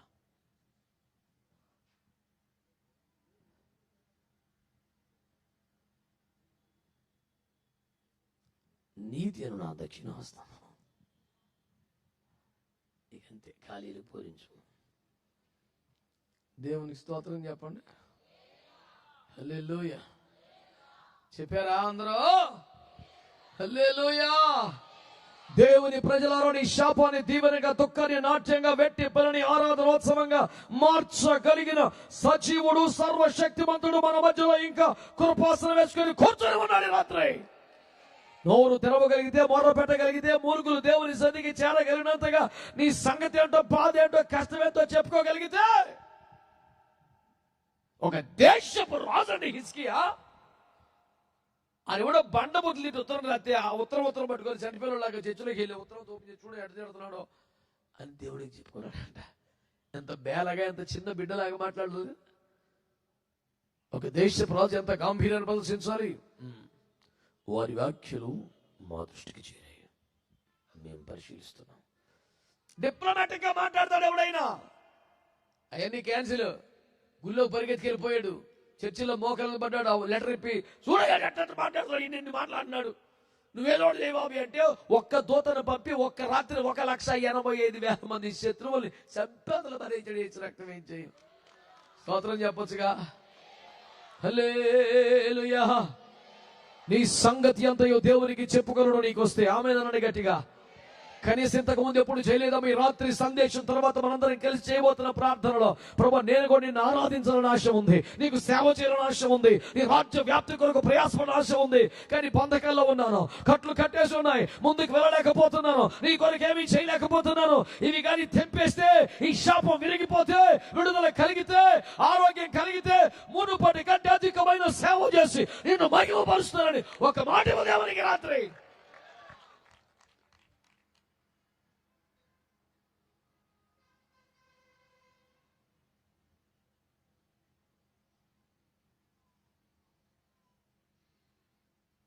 దేవుడు నీ పరిస్థితులు కూడా అలా మార్చగలిగిన వాడు. మీ వ్యక్తిగత జీవితంలో, కుటుంబ జీవితంలో, సంఘ జీవితంలో మీకు కలిగిన విడుదలను బట్టి, విమోచనను బట్టి మీరంతా అదిగో మోషే గారిలా, మిరియాములా ఓ ఆరాధనోత్సవం చేయాలి అని ఆశపడి ఈ మాటలు నేను చెప్తున్నాను. దేవుడు అలాగ కార్యం చేయను కాక. చెప్దాం గట్టిగా హల్లెలూయా. సవాలు గట్టిగా హల్లెలూయా. ఎందుకు ఈ మాట పదే పదే చెప్తున్నానంటే, అసలు మోషే గారు ఆరంభం చెప్తున్న కారణం అదే. కొద్ది నిమిషాల తర్వాత ఆ మాట మీకు ప్రస్తావిస్తాను. మొదటి అంశం ఏమిటంటే మూలుగుల ప్రార్థన. చెప్పండి గట్టిగా, చెప్పండి గట్టిగా. నేను అంటున్నాను, ఆయా సమయంలో వ్యక్తిగత ప్రార్థన సమయం, కుటుంబ ప్రార్థన సమయం కాదు. నువ్వు పని చేసుకుంటూ, ప్రయాణం చేసుకుంటూ, ఎక్కడికి వెళ్ళినా ఏం చేసుకుంటూ కూడా నీ లోపల ఒక మూలుగులు, ప్రభువా విడిపించయ్యా, ఈ శరీర కార్యాల నుంచి విడిపించు, ఈ బలహీనత విడిపించు, ఈ శాపం నుంచి విడిపించు, ఈ ఒక మూలుగు నీలో రన్ అవుతూనే ఉండాలి కంటిన్యూస్ గా. ఆమేననండి గట్టిగా, ఆమేననండి గట్టిగా. అక్కడ చెప్పిన మాట ఏంటి తెలిసిన? వారు వెట్టి పనుల్లో ఐగుప్తులు పెడుతున్న బాధలు విని పడి వాళ్ళు మూలుగిలను మొదలుపెట్టారంట. ఆమేన్. నేను చెప్తున్నాను, ఉదయకాలం ప్రార్థన, మధ్యాహ్నం ప్రార్థన, సాయంత్రం ప్రార్థన, నియమ కూడిక, ఉపవాస కూడిక, ఆదివారం ఆరాధన, ఇలాంటివి మాత్రమే కాకుండా నువ్వు ఉద్యోగం చేసుకుంటూ, పని చేసుకుంటూ, ప్రయాణం చేసుకుంటూ, కాలేజీకి వెళ్తూ, స్కూల్కి వెళ్తూ కూడా లోపల మొరపెట్టు. నీ లోపల ప్రేయర్ రన్ అవుతూనే ఉండాలి. ప్రభువా నన్ను ఈ శాపం నుంచి విడిపించు, ఈ బలహీనత విడిపించు, దుష్టిని కారణం విడిపించు, ఫరో కాడి విడిపోవాలి. ప్రభువా నాకు కూడా విడుదల కావాలి, నాకు కూడా విమోచన కావాలని ఒక మూలుగు దేవుని వద్దకు చేరునంతగా నువ్వు ప్రార్థన చేస్తూ ఉండు. ఒక దినము నీకు కూడా వస్తుంది, నీవే ఆరాధనోత్సవాన్ని ఏర్పాటు చేస్తా. సంతోషంగా చప్పట్లు కూడా స్తోత్రం చెప్పండి గట్టిగా. హల్లెలూయా, హల్లెలూయా. మూలుగుల ప్రార్థన అనండి గట్టిగా అందరూ. మరోసారి చెప్పండి. నేను పని కట్టుకొని చెప్తున్నాను, ప్రార్థన చేసే ఒక ప్రత్యేక సమయంలోనే కాదు, నువ్వు ఆఖరికి మంచం మీద పడుకొని నిద్రకు ఉపక్రమిస్తుంటే కూడా, నిద్రపోయే లోపు, నిద్రపోయిన తర్వాత కూడా అంతరంగములో ఆ మూలుగు రన్ అవుతూనే ఉండాలి. షులమితి ఏమంటది పరమగీత కన్యక? నేను నిద్రించుతూనే కానీ నా ఆత్మ మేల్కొని నా ప్రభుతో ఒక అనుసంధానాన్ని కలిగి ఉంది. Even the time of your rest, you can talk to the Lord in spirit. నువ్వు విశ్రాంతి తీసుకుంటూ కూడా నీ దేవునితో మాట్లాడచ్చు. ఆమేన్, ఆమేన్. మొరపెట్టారు, ఏడ్చారు, గోల పెట్టారు. ఇప్పుడు దేవుడు ప్రార్థనలు వింటాడా? కొంచెం గట్టిగా విన్నాడా లేదా? జవాబిచ్చాడా లేదా? ఎట్టిచ్చాడు? నిర్గమ 3:1. మరి అదే మరి మోషే మిద్యాను యాజకుడైన యిత్రోను తన మామ మందను మేపుచు ఆ మందను అరణ్యం అవతలకు తోలుకుని దేవుని పర్వతమైన హోరేబునకు వచ్చెను. చేతులెత్తి ఒక మంచి స్తోత్రం చెప్తారా? హల్లెలూయా. చెప్పాలి గట్టిగా. మోషే మిద్యాను యాజకుడైన యిత్రోను తన మామ మందను మేపుచు అరణ్యం అవతల నుండి హోరేబు కొండ దగ్గర వచ్చేసాడు. దేవునికి స్తోత్రం చెప్పండి గట్టిగా. మామగారి మందలను కాచిన కాలం ఎంత? కేవలం 40 సంవత్సరాలు అనండి. మొదలెట్టింది ఎప్పుడు తెలుసా? 40 ఏళ్ళకి. అంటే ఇప్పుడు ఎంత వయసు? 80 సంవత్సరాల వయసులో దేవుడు ఎవరిని దర్శించాడు? చెప్దాం గట్టిగా. బిడ్డలారా, నా మాట ఆలకించండి. ఒకటి, మోషేను దేవుడు దర్శించాడు. మోషేను దేవుడు మాట్లాడాడు. మొదలు చెప్తాను గాని, ఈ మోషే హోరేబు కొండలకు రావడానికి, ఈ మోషే దేవుని పర్వతం చేరడానికి, మోషే అరణ్యాన్ని దాటడానికి, ఈ మోషే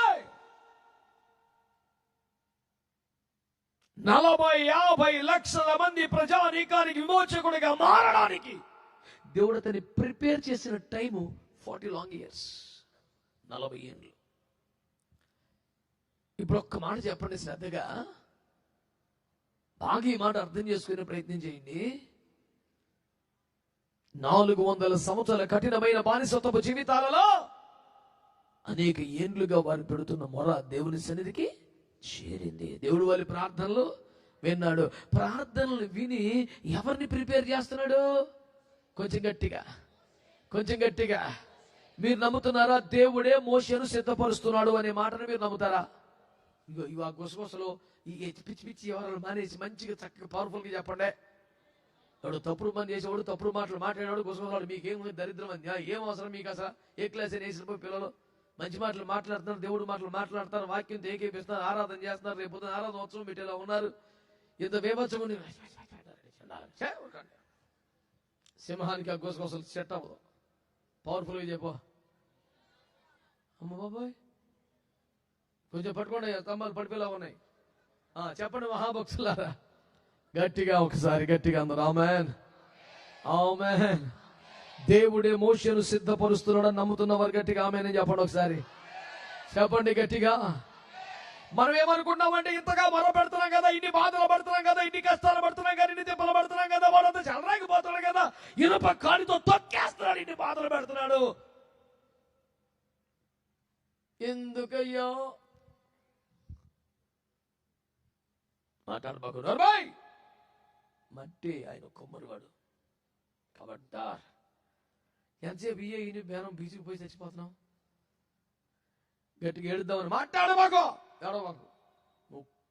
మట్టి జగట మన్ను ఆయన కొమ్మరి, ఆయన ఇష్టం. మంచి కుండ చేస్తాడు, తొక్కి అవతలు పారేస్తాడు. మాట్లాడబాకు. ఇర్మియా 18 చెప్తే నీకేం దొరుకుతుంది పేనానికి? దేవునికి స్తోత్రం. తప్పట్లేదు నేను, ఇంకొండేగా, ఎందుకు అక్కడ ఆగుతున్నావు? వీళ్ళంట ఏడుస్తున్నారంట, మొర్ర పెడుతున్నారంట, మురుగులు పెడుతున్నారంట, బాధపడుతున్న పనులు చేసుకుంటా, తిప్పలు పడతా, ఆడు ఇబ్బంది పెడతా ఉంటే, టైం అయిపోతుంది, ఇంకా రెట్టింపు పిటికలు చేస్తావు లేదని కొనడతా కొలుతా ఉంటే, ఏసయ్యో అని మొర్ర పెడుతున్నాడు. ఇల్లు బిడ్డలారా, ఇవన్నీ విన్న దేవుడు, yes my beloved children, I am here, అట్లా కలవరపడకండి, ఏదో చేస్తాలే అట్లా. అసలు ఎవరితో మాట్లాడకుండా ఒకరిని తయారు చేస్తున్నాడు. స్తోత్రం చెప్పండి గట్టిగా, స్తోత్రం చెప్పండి గట్టిగా. నీ గురించే ఏ క్లాస్ అనే ప్యాలెస్ నుంచి బయట తీసుకొచ్చాడు పిల్లోని. స్తోత్రం చెప్పండి. 40 ఏళ్ళ దాకా గోల్డెన్ స్పూన్, హల్లెలూయా. కష్టాలు తెలియదు, బాధలు తెలియదు, ఇబ్బందులు తెలియదు, అమ్మగారు సిద్ధపరచడం, వాక్యం చెప్పడం, రకరకాల నానా. ఇది మన దేశం కాదు, మన భూమి కాదు, ఈ భోగం మంది కాదు, అధికారం మంది కాదు, రాజ్యం మన కాదు, అసలు దేవుడే మన దేవుడు కాదు, మన దేవుడు వేరే, మన సిద్ధాంతం వేరు, మన విశ్వాసం వేరు, మన వ్యవహారం వేరు. ఇదంతా అట్ట దేవుడు ఏదో ఏర్పాటు రాను, టెన్షన్ మనకి ఇది మంది అనుకుని కాదు, వెళ్ళిపోవాలి మనం. చెప్తుంది అలా అమ్మ. భూమి అంత పవర్ఫుల్ పోస్ట్ ఎవరికి లేదు, ఒక వ్యక్తి చేసిన పోస్టు. ఎందుకంటే నా కొరకు వీరిని పెంచుంటే అలాగేనమ్మా అని దేవుని కోసం పెంచాలి. మామూలు ముచ్చట కాదు. స్తోత్రం చెప్పండి. జీవితం వాళ్ళది, తిండి వాళ్ళది, బట్టలాడి తిండి అక్కడ, చెర్లకు డబ్బా అక్కడ, పాలపూడి అక్కడ, మొత్తం అని అక్కడ. పెంచేది మాత్రం వేసి రక్తం వేసేయం. ఈలోపు యువరాణి గారు వచ్చిన, చిలికెత్తులో పరికెత్తులో వచ్చిన వెంటనే భాష మార్చేసి, నాన్న బాగా చదువుకోవాలి, ఓకేనా? అందరు వెళ్ళిపోగానే ఇవన్నీ ముఖ్యం కాదురా రే, నువ్వు నీ దేవుడు విమోచకుడిగా ఏర్పాటు చేసుకున్నావు నాన్న. 5 మంది కాదురా, ఈ కుర్చీలు, ఈ రథాలు, ఈ చూసి మురిచిపోయే వద్దురా, మన చాటి మీద పెట్టుకోకరా నాయన. అనేక లక్షల మంది ప్రజలు, వీళ్ళు కాదురా, నీ జనం వాళ్ళు అరుసుదొక్కుతున్నారే, వాళ్ళురా, వాళ్ళు విమోచించాలరా అంటే, అవునా అమ్మా అనబడి వచ్చేవాడికి. ఓకే, దాన్ని ఆడుకున్నాను. హల్లెలూయా. అంత తమాషా ముచ్చటేం కాదు. ఏసు రక్తమే చేయం. చిన్న డౌట్ వచ్చినా, తేడా వచ్చినా ఏసు రక్తమే చేయం. అలాంటి మూమెంట్లో పెంచింది. గోల్డెన్ స్పూన్, యువరాజు గారు అన్ని విద్యలు అయిపోయింది, అన్ని పరీక్షలు పాస్ అయిపోయి, నెక్స్ట్ కుర్చీ ఎక్కితే కోటం రెడీ అయిపోయింది. సింహాసనం సిద్ధపరచబడి చేసుకోమన్నాడు వచ్చినా ఏకం ట్రైనింగ్ అంతా పూర్తి చేసుకుని యువరాజాగా పట్టాభిషేకమునకు సకల ఏర్పాట్లు చేయబడుతున్న కాలంలో అకస్మాత్తుగా ఇతరుల దగ్గరికి వచ్చి పడ్డాడు. ఇక ఆయన చేతి 2 గొర్రెలని అవన్నీ బాబుకి ఇచ్చాడు. స్తోత్రం.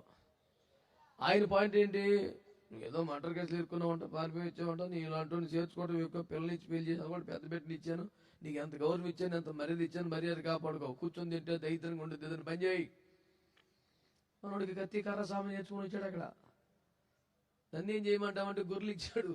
కర్ర వాడకూడదు, కత్తి వాడకూడదు, దేశ రక్తం ఏం చేయం.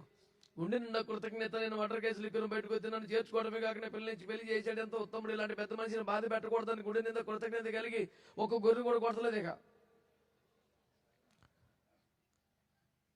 నాకు ఆశ్రయం ఇచ్చిన, అర్ధాంగినిచ్చిన, ఆధారభూతుడిగా మారిపోయిన మామగారిని బాధ పెట్టకూడదు.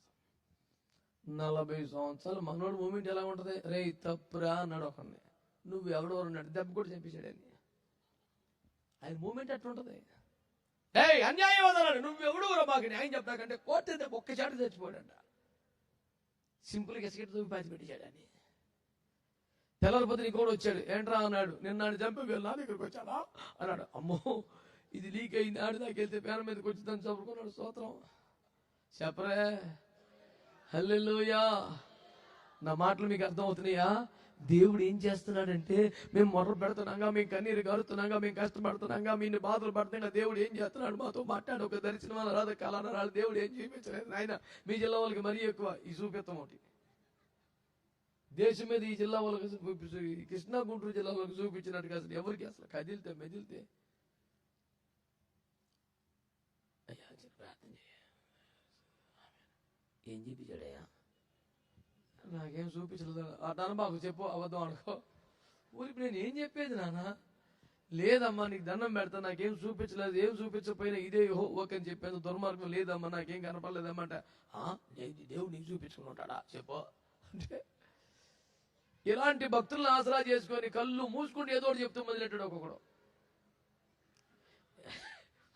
యెహోవా తమకేమీ సెలవైన దినమున ఇదే యెహోవా అని చెప్పేవాళ్ళు ఎక్కువైపోయారు నాయనా. అందరికి వందనాలండి. నేను వందనాలు చెప్పానయ్యా, నేనేమన్నానండి బాబు మిమ్మల్ని? స్తోత్రం స్తోత్రం స్తోత్రం. ఎప్పుడో మనకెందుకు, నువ్వైతే అట్లా ఉండబాకు. స్తోత్రం చెప్పు గట్టిగా. ఇది అడుగుతున్నాడు, ఎవరి గురించి? నీ గురించి అయితే కాదుగా, నువ్వు సేఫ్ జోన్లో ఉన్నావు, నువ్వు హ్యాపీగా ఉండు. వాడికి ఎవరికో తగిలేసింది ఆల్రెడీ, కవచపు కీలులో గుచ్చుకుందంటే బాణం వెళ్ళి రక్తం మడుగు కట్టేస్తుంది, దాన్ని వదిలేయి. మంచి వాళ్ళందరూ స్తోత్రం చెప్పండి. గురి చూడకే వదిలిన బాణం వెళ్ళని తగిలిందంటే రక్తం ఏం చేయం. నా పాయింట్ ఒకటే. వీళ్ళు ఇక్కడ ఏడుతున్నారు, వీళ్ళు ఇక్కడ తిప్పబడుతున్నారు, వీళ్ళు ఇక్కడ బాధలో పడుతున్నారు. దేవుడు ఏం చేస్తున్నాడు అసలు అనిపిస్తుంది. దేవుడు ఏం చేస్తాను తెలిసిన? ఒక యువరాజు గారిని పెద్ద రాజు గారిని ఢీ కొట్టడానికి తయారు చేస్తున్నాడు. స్తోత్రం చెప్పండి. హల్లెలూయా. ఏడిసేది ఎవరు? వాళ్ళు. బాధపడేది ఎవరో? వాళ్ళు. మూలుగు వెళ్ళి నేను ఇంకా జవాబు రాలేదేంటి ఇన్ని సంవత్సరాల కంటే, నువ్వు బాధపడద్దు, నీ కొరకు ఒక దైవజనుడు దేవుడు సిద్ధపరుస్తున్నాడు, నీ కొరకు ఒక మోషను సిద్ధపరుస్తున్నాడు, నీ కొరకు ఒక దేవుడు ఏర్పాటు చేస్తున్నాడు. దేవుడు నీ కొరకు తన అభిషేకముతో బలముతో నింపి నింపి నింపి యేసు రక్తం ఏం చేయం, ఒక ల్యాండ్ మైన్ లాంటి వాడు తయారు చేస్తున్నాడు. స్తోత్రం చెప్పు. ఒక మందు పోతలాగా అన్ని కూరి కూరి కూరి కూరి యేసు రక్తం ఏం చేయి, పైకి చూడటానికి బంతిలాగా ఉందంట, లోపల మ్యాటర్ బేబత్సంగా ఉందంట. భూమతలైపోయా బేబత్సమేక. ఒక వాగ్దానంగా ప్రవచనంగా తీసుకో, తప్పులేదు, వాక్యం కాబట్టి.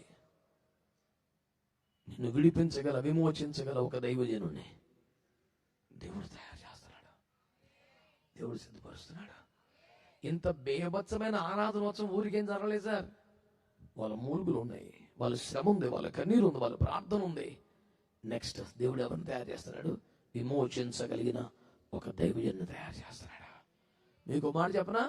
మీకు కనబడలేదు, మీకు ఇంకా వినబడలేదు, కానీ దేవుడు తయారు చేస్తున్న మోషే అనే ఒక దైవజనుడు ఉన్నాడే, అదంతా మీ ప్రార్థనల ఫలితమే. మీ కన్నీటికి జవాబుగానే, మీ రోదనకు జవాబుగానే, మీ మూలుగులకు జవాబుగానే విమోచించడానికి ఉద్దేశం కలిగిన దేవుడు చేస్తున్న ఒక అద్భుతమైన ఏర్పాటును మీకు మనవి చేస్తున్నాను. చేతులతో ఒక స్తోత్రం చెప్పండి గట్టిగా. చెప్పాలి గట్టిగా హల్లెలూయా. స్తోత్రం చెప్పండి గట్టిగా.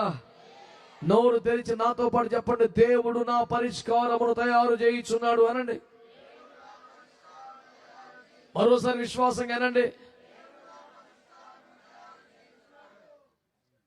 చదవక్కర్లేదు కానీ సమూయేలు మొదటి గ్రంథంలో 17వ అధ్యాయంలో గొలియాతు గారు ఒకడు వచ్చి, మీలో ఎవరైనా ఉన్నాడా, ఒక్కడైనా ఉన్నాడా అని దేశమంతా గజగజలాడి పిల్ల చేస్తున్నాడు 17వ అధ్యాయంలో.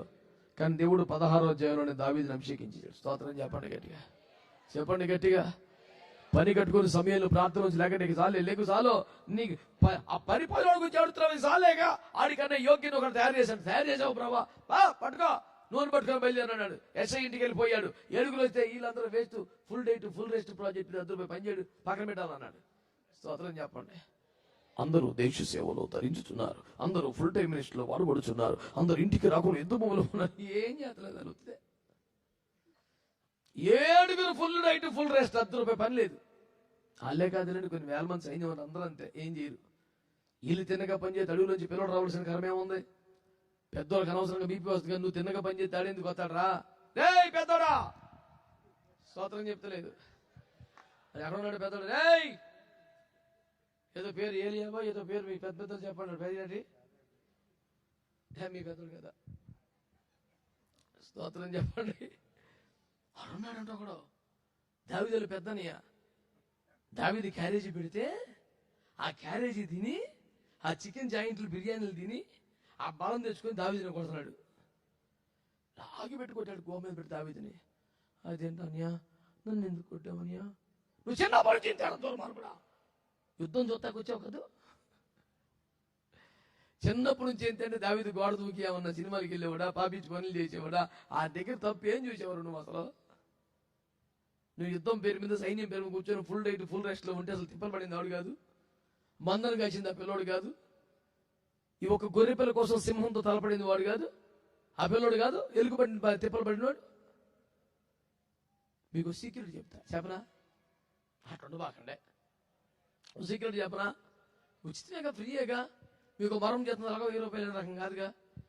ఎవరికైనా దరిద్రానికి అకౌంట్ నెంబర్ ఇచ్చిన బ్యాచ్ కాదుగా. మీరు ఎందుకంటే సైలెంట్ అయిపోతారు? వాళ్ళకి అలవాటు బాగా పంచిపెట్టి అట్లా ఉన్నారా?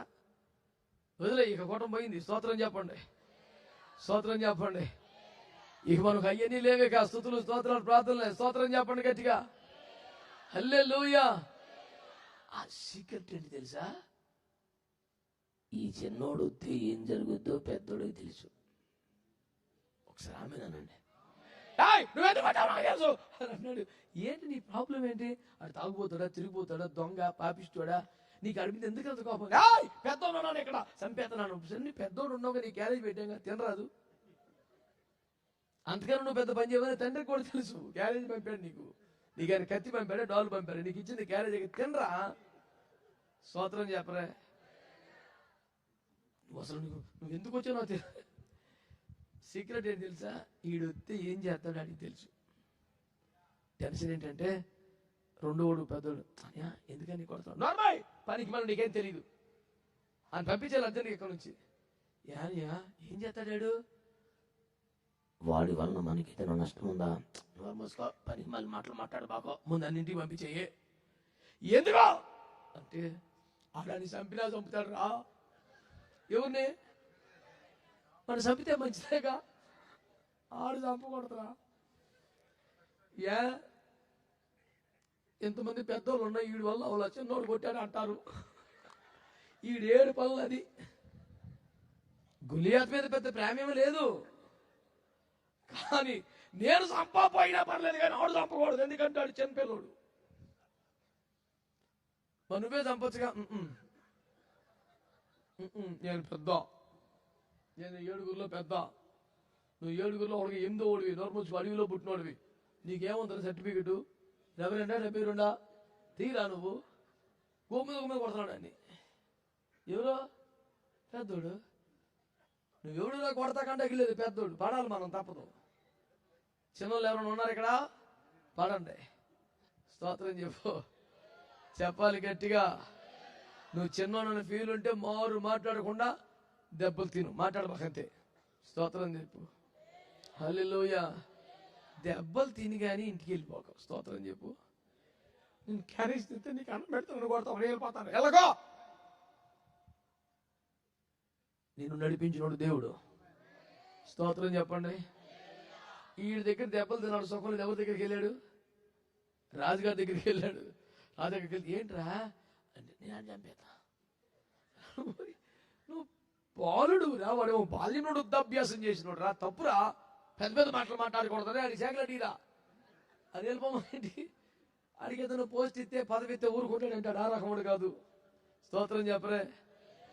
జాయింట్లు తిని నువ్వు కూర్చుంటావు కానీ జాకెట్లు తిని ఆడు కూర్చోడు, స్తోత్రం చెప్పండి. ఆ రకం వేరాడు అంటాడు, క్యారేజీ పెడతాం అన్నాడు. జీవముగల దేవుని సైన్యంలో తృణీకరించడానికి సున్నతులే ఫిలిస్తాడు, ఏ పార్టీ వాడు? హల్లెలూయా. నువ్వు బిర్యానీ తిని కూర్చుంటావు గంగూరి పాకలో, జాగ్రత్త, ఈ నట్ట కాదు. స్తోత్రం చెప్పు, చెప్పండి గట్టిగా, హల్లెలూయా. తీసుకెళ్ళి రాజు దగ్గర పెడితే రాజు అన్నాడు, తప్పు నాన్న, చిన్నపిల్లడు అట్లా మాట్లాడకూడదు, వద్దు అన్నాడు. రాజా ఏంటి? ఈ ఫిలిస్తీన్ నిమిత్తం ఎవని మనం శుక్రంగా నిమిత్తం లేదు. ఏందిరా? అరణ్యంలో తండ్రి మందను కాయిచుండగా, స్తోత్రం చెప్పండి. నేను పలాని కమిటీలో లేను, పలాని బోర్డులో లేను, పలాని స్టేజీ మీద లేను, కానీ తండ్రి మందను కాయిటలో చిన్నప్పటి నుంచి ఉన్నాను. స్తోత్రం చెప్పండి గట్టిగా. అరణ్యంలో తండ్రి మందను కాయిచుండగా సింహం ఒకటి ఎలుగుబంటి రాగా దాన్ని చంపేశాడే. దానిని అనండి. సింహము ఎలుగుబంటి వస్తే ఏమనాలి? వాటిని అనాలి. కానీ ఏమంటున్నాడు? స్పెల్లింగ్ మిస్టేక్ ఏమో, ప్రింటింగ్ మిస్టేక్ ఏమో, 5-6 వర్షన్స్ చూసి 5-6 భాషలు అన్నింటిలో ఏకవచనం ఉంది. ఇది ఎట్లా రాశారు అని చూస్తే ఈశ్వలో అన్నాడు, ఓ రమ్మ ఇక్కడ ఇంకా అర్థం అవ్వలేదట్రా. అది ఒకప్పుడు సింహం లాగా, మరొకప్పుడు ఎలుగుబంటిలాగా వచ్చింది, ఇప్పుడు గొల్లియాతలాగా వచ్చింది, ఇప్పుడు వచ్చింది ఆడే అన్నాడు ఈశ్వరావు. అబ్బబ్బబ్బబ్బ, విద్యా మ్యాటరు. మరి అదే కదరా ముందంజలో చెప్పారు కదా. ఇక్కడ ఏం చెప్పావు ఆయన అంటే, ముందంజలో అతడు చక్కని నేత్రములు కలిగిన వాడు. ఎవరెవరు? దావీదు.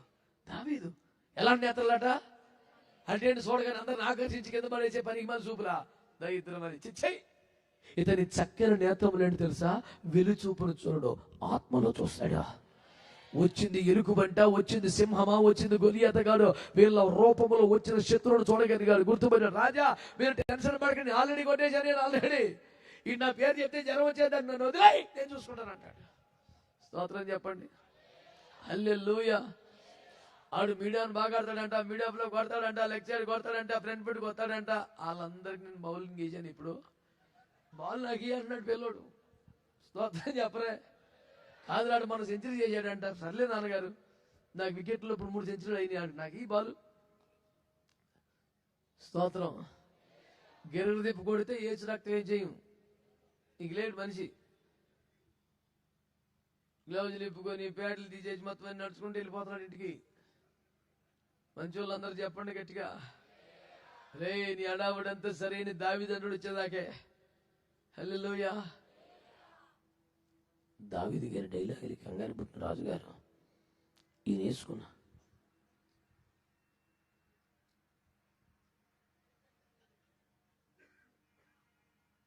మళ్ళీ ఇంకా మాట్లాడతాం కూడానా? ఆ దరిద్రాన్ని కట్ చేసి ఆపడం అనేసి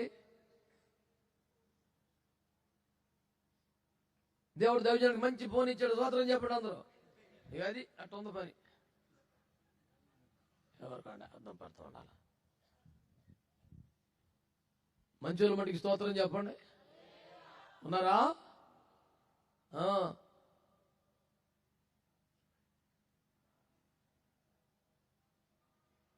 దేవుని సన్నిధికి చెందవలసినంత గౌరవం, మర్యాద, క్రమం పుష్కలంగా ఆయనకి ఇవ్వటమే అందరం.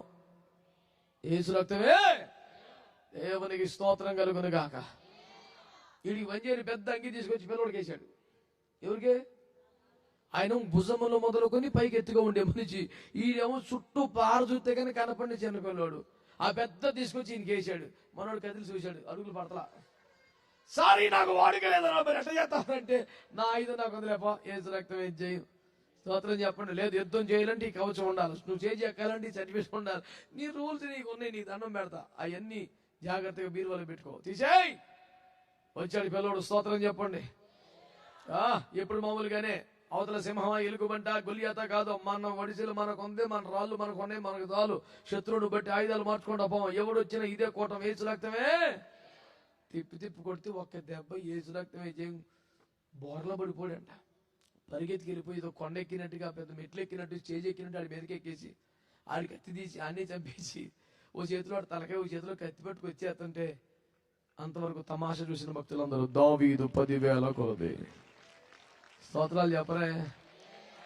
నేను మీకు తెలియజేసే సమాచారం ఏంటంటే 17 అధ్యాయంలో గొల్లియాతుగాడు వచ్చి రాయ్ మీలో ఎవడో లేడా ఒక్కడో లేడా అంటే 16 అధ్యాయంలో నీకు తగిలిన ఒకడు ప్రిపేర్ చేసి పెట్టాడు, అభిషేకించి పెట్టాడు.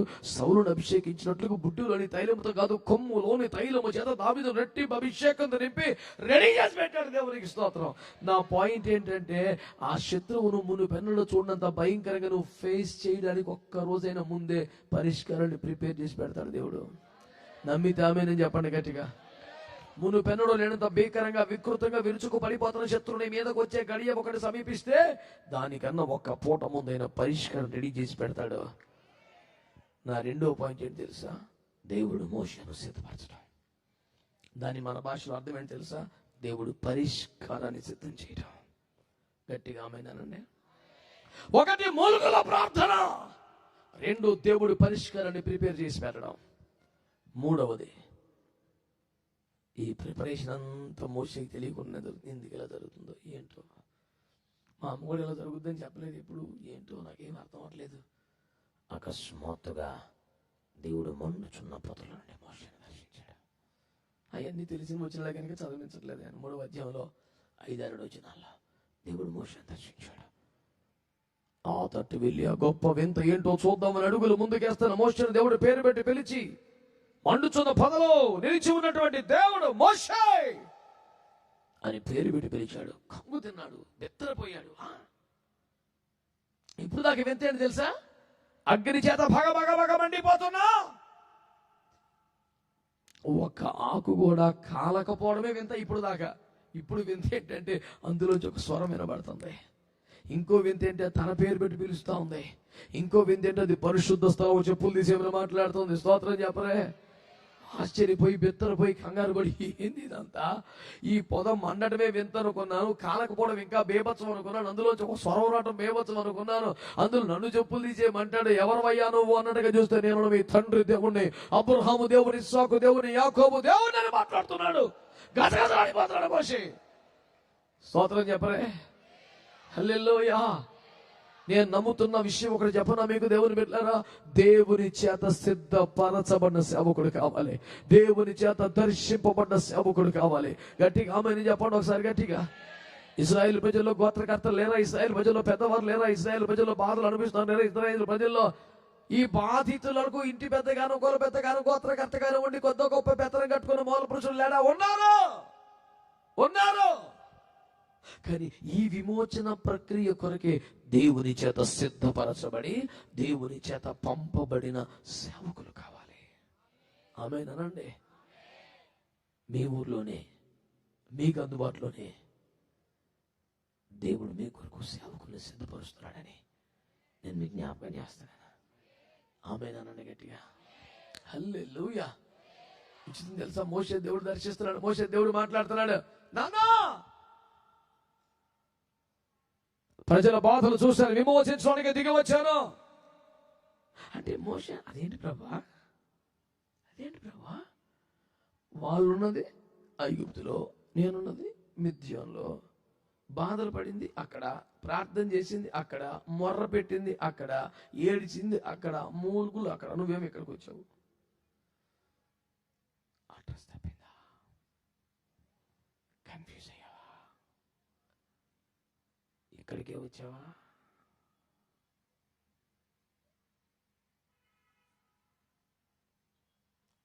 లొకేషన్ ఏమైనా తేడా వచ్చిందా? I think you are supposed to visit those people. In Egypt. ఐగుప్తులో ఉన్న ప్రజలను దర్శించవలసిన వాడే కదా, ఇక్కడికి వచ్చావేంటి? బాధలు విన్నారన్నావు, బాధలు చూశారన్నావు, కన్నీరు చూశారన్నావు, విడిపించడానికి వచ్చారన్నావు, ఇక్కడికి ఎందుకు వచ్చావు? మరి అక్కడికి వెళ్ళాలి కదా. దేవుడు ఏం చేయాలి? నేరుగా ఫరో దగ్గరికి ఏయ్ ఫరో, నా ప్రజలను బాధ పెట్టామని కబడ్డారంటే దెబ్బకాడు గజగజపడిపోతారు కదా. పోనీ ఎలాగంటే గోషన్ రాష్ట్రంలోకి వెళ్ళి, నా ప్రజలారా కలవరపడకండి, మీ విడుదల సమీపించిందంటే చాలా హ్యాపీగా ఉంటారుగా. వీళ్ళతో మాట్లాడ్డాం, వీళ్ళని బాధ పెట్టే ఆడితో మాట్లాడ్డాం, వీళ్ళకి అసలు సంబంధం లేని వేరే దేశంలో మోసే దగ్గరికి వచ్చాడు. స్తోత్రం చెప్పండి. ఇక్కడికి వచ్చి, నాన్న నీ ప్రజల బాధలు చూశానురా, వాళ్ళు మరో విన్నాను, విడిపించడానికి వచ్చాను. ఇక్కడికి ఎందుకు వచ్చావు? అర్థమవుతున్న వాళ్ళు స్తోత్రం చెప్పండి. 400 సంవత్సరాల శ్రమ, బానిసత్వము, భయంకరమైన దుఃఖము, కన్నీరు ఒక ఆరాధనోత్సవంగా ఎలా మారింది అనే దాన్ని చూస్తున్నాం. వారి మూలుగుల మొరను బట్టి కార్యం ప్రారంభించబడింది. రెండవది, దేవుడు వారి కొరకు ఒక సేవకుని సిద్ధపరుస్తూ ఉన్నాడు. దేవుడు వారి కొరకు ఒక పరిష్కారమును సిద్ధపరుస్తూ ఉన్నాడు. నీకు కనబడలేదు, ఇంకా వినబడలేదు, ఇంకా అర్థం కాలేదు, కానీ దేవుడు నీ సమస్యను శాశ్వతంగా పరిష్కరించడానికి దేవుడు ఒక ఏర్పాటు చేస్తూ ఉన్నాడు, సిద్ధపాటు చేస్తూ ఉన్నాడు, దేవుడు తయారు చేస్తూ ఉన్నాడు. దేవునికి స్తోత్రం కలుగునుగా. మూడవది, దేవుడు సేవకులు దర్శించాడు. స్తోత్రం చెప్పండి గట్టిగా. హల్లెలూయా. నేను తండ్రి దేవుని, అబ్రహాము దేవుని, ఇస్సాకు దేవుని, యాకోబు దేవుని ప్రజల బాధలు విన్నాను, కన్నీరు చూశాను, విడిపించడానికి దిగి వచ్చానని చెప్పాడు. దేవునికి స్తోత్రం కలుగునుగాక. అంతకన్నా మహాభాగ్యమా ప్రభు, మీరు వెళ్ళండి. నేరుగా అక్కడికే వెళితే బాగుండేది. వారి విషయమే బాధపడుతున్నాను కనుక నాకు ఒక మాట చెప్పి నన్ను ధైర్యపరిచి నన్ను ఆనందపరిచి వెళ్ళాలనుకుని వచ్చారేమో. సరే ప్రభు, మీరే దిగి వస్తే కాంద్యం ఉంది, వారిని దర్శించండి, వారిని విడిపించండి, నడిపించండి, వెళ్ళండి ప్రభు అంటే దేవుడు అంటాడు 10వ వచనంలో, రమ్ము నిన్ను పంపేదను. స్తోత్రం చెప్పండి. నేను ఎక్కడికైనా వెళ్తాను కదా, ఈగుప్తుకి వెళ్ళను. ఏం చెప్పగలం సార్? మటర్ కేసు ఉంది అక్కడ, నా మీద ఒక టీముని పెట్టి తిప్పుతున్నాడు వాడు. నేను కనబడితే కాల్చివేత ఉత్తర్వులంట. సజీవంగా బరబర్ ఇంటికి వచ్చి నమ్ముదు నుంచోబెడితే పైసు మరి నన్ను ఎత్తి మీద కట్టాడంట. నువ్వు మిథ్యాన్ని పంపిస్తే వచ్చానుగా, 40 ఏళ్ళుగా గొర్రెలుగా అమ్మంటే కాతనానుగా, అట్టగా నువ్వు ఇంకెంత పనిని చెప్పి వెళ్తాను. ఐగుప్తు మటుకు తండ్రి ప్లీజ్, ఆడిని చంపేస్తాడు, కేసు పెట్టాను మీద. లేదు నాన్న, నువ్వే వెళ్ళాలి. ప్రభువా, నువ్వు ఎవరిని పంపుతావు అని పంపు. లేదు నాన్న, నువ్వే వెళ్ళాలి. నాకు మాట కూడా సరిగ్గా నెత్తిగా చెప్తున్నాడు, చిరాకు పడి కొడతాడు. వద్దు, నేను వెళ్ళను, ఇంకా నన్ను పంపు. లేదు నాన్న, నువ్వే వెళ్ళాలి. చెప్తున్నానుగా, నా వల్ల కాదు, నేను సరిగ్గా మాట్లాడాను, బాగా మాట్లాడాను, ఒక నీకు తోడుకెత్తానులే, అంతే తప్ప నువ్వే వెళ్ళాలి. ఆ ఆప్షన్ లేదా? లేదు ప్రభు, పద నాన్న. స్తోత్రం చెప్పండి. ఇప్పుడు ఎవరి దగ్గరికి వెళ్ళాలంటే మోషే గారు ఫరో దగ్గరికి వెళ్ళి ఏం చెప్పాలి? పంపించాయి. God said, let my people go. తన జనులను పోనిమ్మని యెహోవా సెలవిచ్చుచున్నాడు.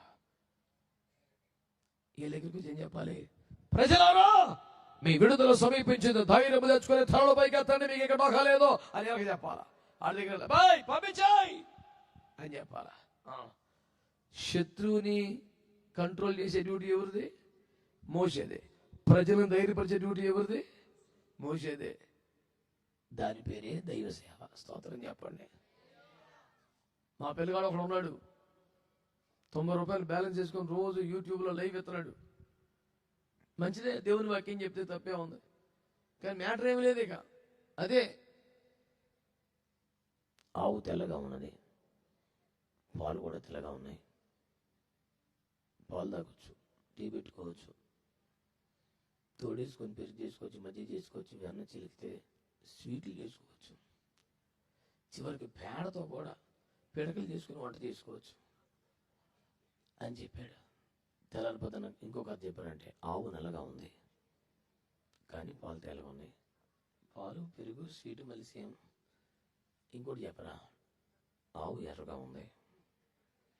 ఇది ఫస్ట్లో చిన్న రంగు మారుతున్నాడు తప్ప స్టోరీ అంతా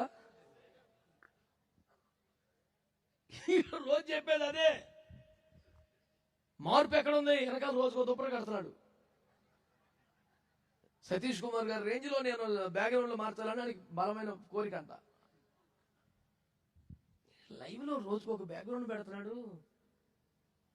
రోజుకొక బ్యాక్గ్రౌండ్ మార్చినంత స్థాయి ఎప్పుడు దీవించబడ్డాడు అని ఆశ్చర్యం చూస్తే మా పిల్లడు చెప్తున్నాడు, అరే ఆ బ్యాక్గ్రౌండ్ కాదు దుప్పటి కడుతున్నాడు రోజుకోటి. ఇంట్లో దుప్పట్లన్నీ రోజుకోటి కడుతున్నాడు. వెనకాల ట్రైపాడ్ కొన్నాడు, సెల్ ఫోన్ పెట్టాడు, వెనకాల దుప్పటి కట్టాడు. ప్రభుత్వ పిల్లరా, మరొక నూతన ప్రత్యక్షత మీ ముందుకు వచ్చానంటే నూతన ప్రత్యక్షతలో దుప్పటే. వీడు చెప్పేది మళ్ళీ ఆవు పావులు ఇదే. ఎందుకురా జనాలు ఏడిపోతారట. So and so right left బేబత్సహ ఈజ్ ఆన్ లైవ్ అనగా అనుకుంటూ చూస్తే ఆవు తెల్లగా ఉన్నప్పటికీ అరే నాయన, వీడి చివరిలో ఇంకేం కొత్త చెప్తాడంటే మళ్ళీ పేడ పెడక దాకా అదే సబ్జెక్టు.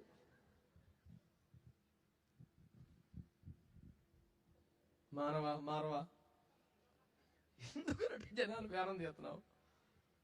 మంచోళ్ళ మట్టికి స్తోత్రం చెప్పండి. ఏమన్నా దుప్పటి అభిమానులు ఎవడన్నా చెప్పరేమన్నా డౌట్ చెట్టన్నాలే అందరూ చెప్పండి గట్టిగా. మా వాడు అడిగాడంట, ఒరే దుప్పట్లో అయిపోతే నెక్స్ట్ ఏంట్రా అన్నాడంట. ఏ లొంగిలో చీరలో ఉంటాయిగా. అది కాన్సెప్ట్ నూతనత్వం అంతే. ఇందులో ఎలాగో లేదు, అందులోనే పెట్టాలిగా. దేవుని కొట్టు మన ఉపదేశాన్ని బట్టి తెలుసు, ఒక రోజు అది వేసుకున్న తేడా తెలియదు. ఇక కప్పాల్సిందే. అంత సులువు కాదు సేవ. మీకు దండం పెడుతున్నా. ఫరోను భయపెట్టగలగాలి. You have to give ultimatum to Pharaoh the king. Hey! God said, let my people go. తన జనులను పోనిమని యెహోవా సెలవిస్తున్నాడు అని బెదరగొట్టి వెను కబడ్దార్ అని అడిగి చెప్పాలి. దేవుడు కాదు, ధైర్యంగా ఉండో అని ఎలా చెప్పాలా? దేవునికి స్తోత్రం చెప్పండి. ఏంటి సార్ ఇదంతా? ఒక శాపము, ఒక బానిసత్వము ఆరాధనోత్సవంగా మారడానికి జరుగుతున్న ప్రాసెస్ ఇది. నీ జీవితం కూడా ఆరాధనోత్సవంగా మారడానికి ఈ ప్రాసెస్ ఎక్కడో దగ్గర ఉంటది వ్యవహారం. టెన్షన్ పడుకో. ఆడెవడో ఉడికేదాకుండా వడ్డించే ముందు వెళ్ళిపోయాడంట. ఇంకొక క్షణం ఆగుంటే నీకు దొరికిపోయిన కూటమి క్లాస్ అనిగా. ఒకడు అప్పులు ఎక్కువైపోయి, బాధలు ఎక్కువై ప్రార్థన చేశాను. నిజమైన దేవుడు అయితే, ప్రేమ కలిగిన అయితే, కన్న తండ్రి అయితే, కరుణామణి అయితే, ఆపద్ బాంధవుడు అయితే, కటాక్షమూర్తి అయితే, నేను వెళ్తుండగా ఇంత పచ్చి బంగారం ముద్ద రోడ్డు మీద కనపడాలి నాకు. అప్పులని తీసేసి మిగిలిందంటే నీకే చేత, నాకేం అక్కలేదు అన్నాడంట. ఇప్పుడు దేవుడైతే, నిజమైన దేవుడైతే, మంచోడైతే ఇడిని పెట్టాడు చేతలు. ఇడి పనికిమాల మాటలకే ఉంది. పిల్లడు అప్పుల పాలనే వేసిన నిజంగానే అంత పచ్చి బంగారం ముద్ద రోడ్డు మీద పెట్టాడు అంటాడు. వస్తుంటే నడుచుకుంటూ వస్తున్నాడు. ఇంకొక 2 అడుగులు వేస్తే బంగారం దొరుకుతుంది. దానికి ఒక థాట్ వచ్చిందంట. ఏంటంటే అసలు గుడ్డోడు ఎట్లా నడుస్తాడు? కాలు చేతులు లేకపోయినా పర్లేదు కానీ చూపు లేకపోతే అంత దారుణం కదా అని 10 అడుగులు వేసాడంటే ఈ మూట దాటేశాడు. వెనకాల నాతో అమ్మాయికి దొరికింది, ఆడు పండగ చేసుకున్నాడు. దేవునికి స్తోత్రం చెప్పండి.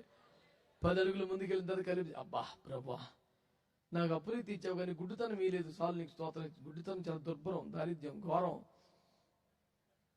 ఇంటికి వెళ్ళాక నాకు తెలిసిన బట్టి చేస్తామని ఎన్ని మాటలు చేశాను నీకు అసలు ఏది అంటే దేవుడు అన్నాడంట, నువ్వు వీటి చేస్తామని అయితే నేను అనుకోలేదా? కళ్ళ ముందు బంగారం ఉంటే దాటి వెళ్ళిపోయావు కదా నువ్వు. అక్కడికి వచ్చా నీకు వచ్చింది పని హిమాయిల్ ఐడియా, గుడ్డోడు ఎట్లా నడుస్తాడో చూద్దామని. నేనేమని ప్రార్థన చేస్తాను ఇప్పుడు? ఇలాంటి అద్భుతమైన తలంపులు మా బిడ్డలకి ఇవ్వకండి అయ్యా. నువ్వు ఇచ్చిన మూట దాటిపోయి బాధపడే పరిస్థితి రా, లేనిపోని తెలివితేటలు, అద్భుతమైన ఆలోచనలు రాకుండా వాక్యం ఎట్ట చెప్తే అట్ట చేసే కృపైనా అంతకన్నా పెద్ద ప్రార్థన ఏం లేదు ఇవాళ మీకు. చేతులతో ఒక స్తోత్రం చెప్పండి. హల్లెలూయా. ఇప్పుడు చెప్పండి, ఒకటో మాట ఏం చెప్పానంటే, రెండవది దేవుడు సేవకుని సిద్ధపడుతున్న పరిష్కారం సిద్ధపరిచాడు. 3 మోషేను దర్శించాడు. 4 మోషేను పంపించాడు. ఎలా మరి ఇక మొత్తమే మోషే ఫరో దగ్గరికి వెళ్ళి ఒక పాయింట్ చెప్పాడు. స్తోత్రం చెప్పండి. చెప్పండి. హల్లెలూయా. ఓసారి నిర్గమాకాండం 3వ అధ్యాయం 18 చదువునానా. వారు నీ మాట విందురు గనుక నీవును ఇశ్రాయేలుల పెద్దలను ఐగుప్తు రాజు వద్దకు వెళ్లి అతనిని చూచి, హెబ్రీల దేవుడైన యెహోవా మాకు ప్రత్యక్షమైన గనుక మేము అరణ్యమునకు 3 దినములు ప్రయాణమంత దూరము పోయి మా దేవుడైన యెహోవాకు బలిని సమర్పించుదము, సెలవిమ్మని అతనితో చెప్పవలెను. ఈ మాట దేవుడు మోషేకి చెప్తున్నాడు. ప్రభు వాడి దగ్గరికి వెళ్ళమంటున్నావు, ఆయనేమో కేసు అంటాడు, అరెస్ట్ వారెంట్ అంటాడు. ఇప్పుడు అసలు నేను ఎట్ట మాట్లాడాలి, ఏం మాట్లాడాలా? రాజు చిరంజీవుని గాక, పాత కేసులు మాఫీ చేయను గాక, లేటెస్ట్ గా ఈ సబ్జెక్ట్ ఒకటే మాట్లాడుకుందాం గాక, నేను ఏం చెప్పాలా? అవతలంత విషయం ఉండదు, టెన్షన్ పడుకుని వెళ్తాం ఈ డైలాగ్ కూడా అన్నాడు. ఏం కొట్టమన్నాడు?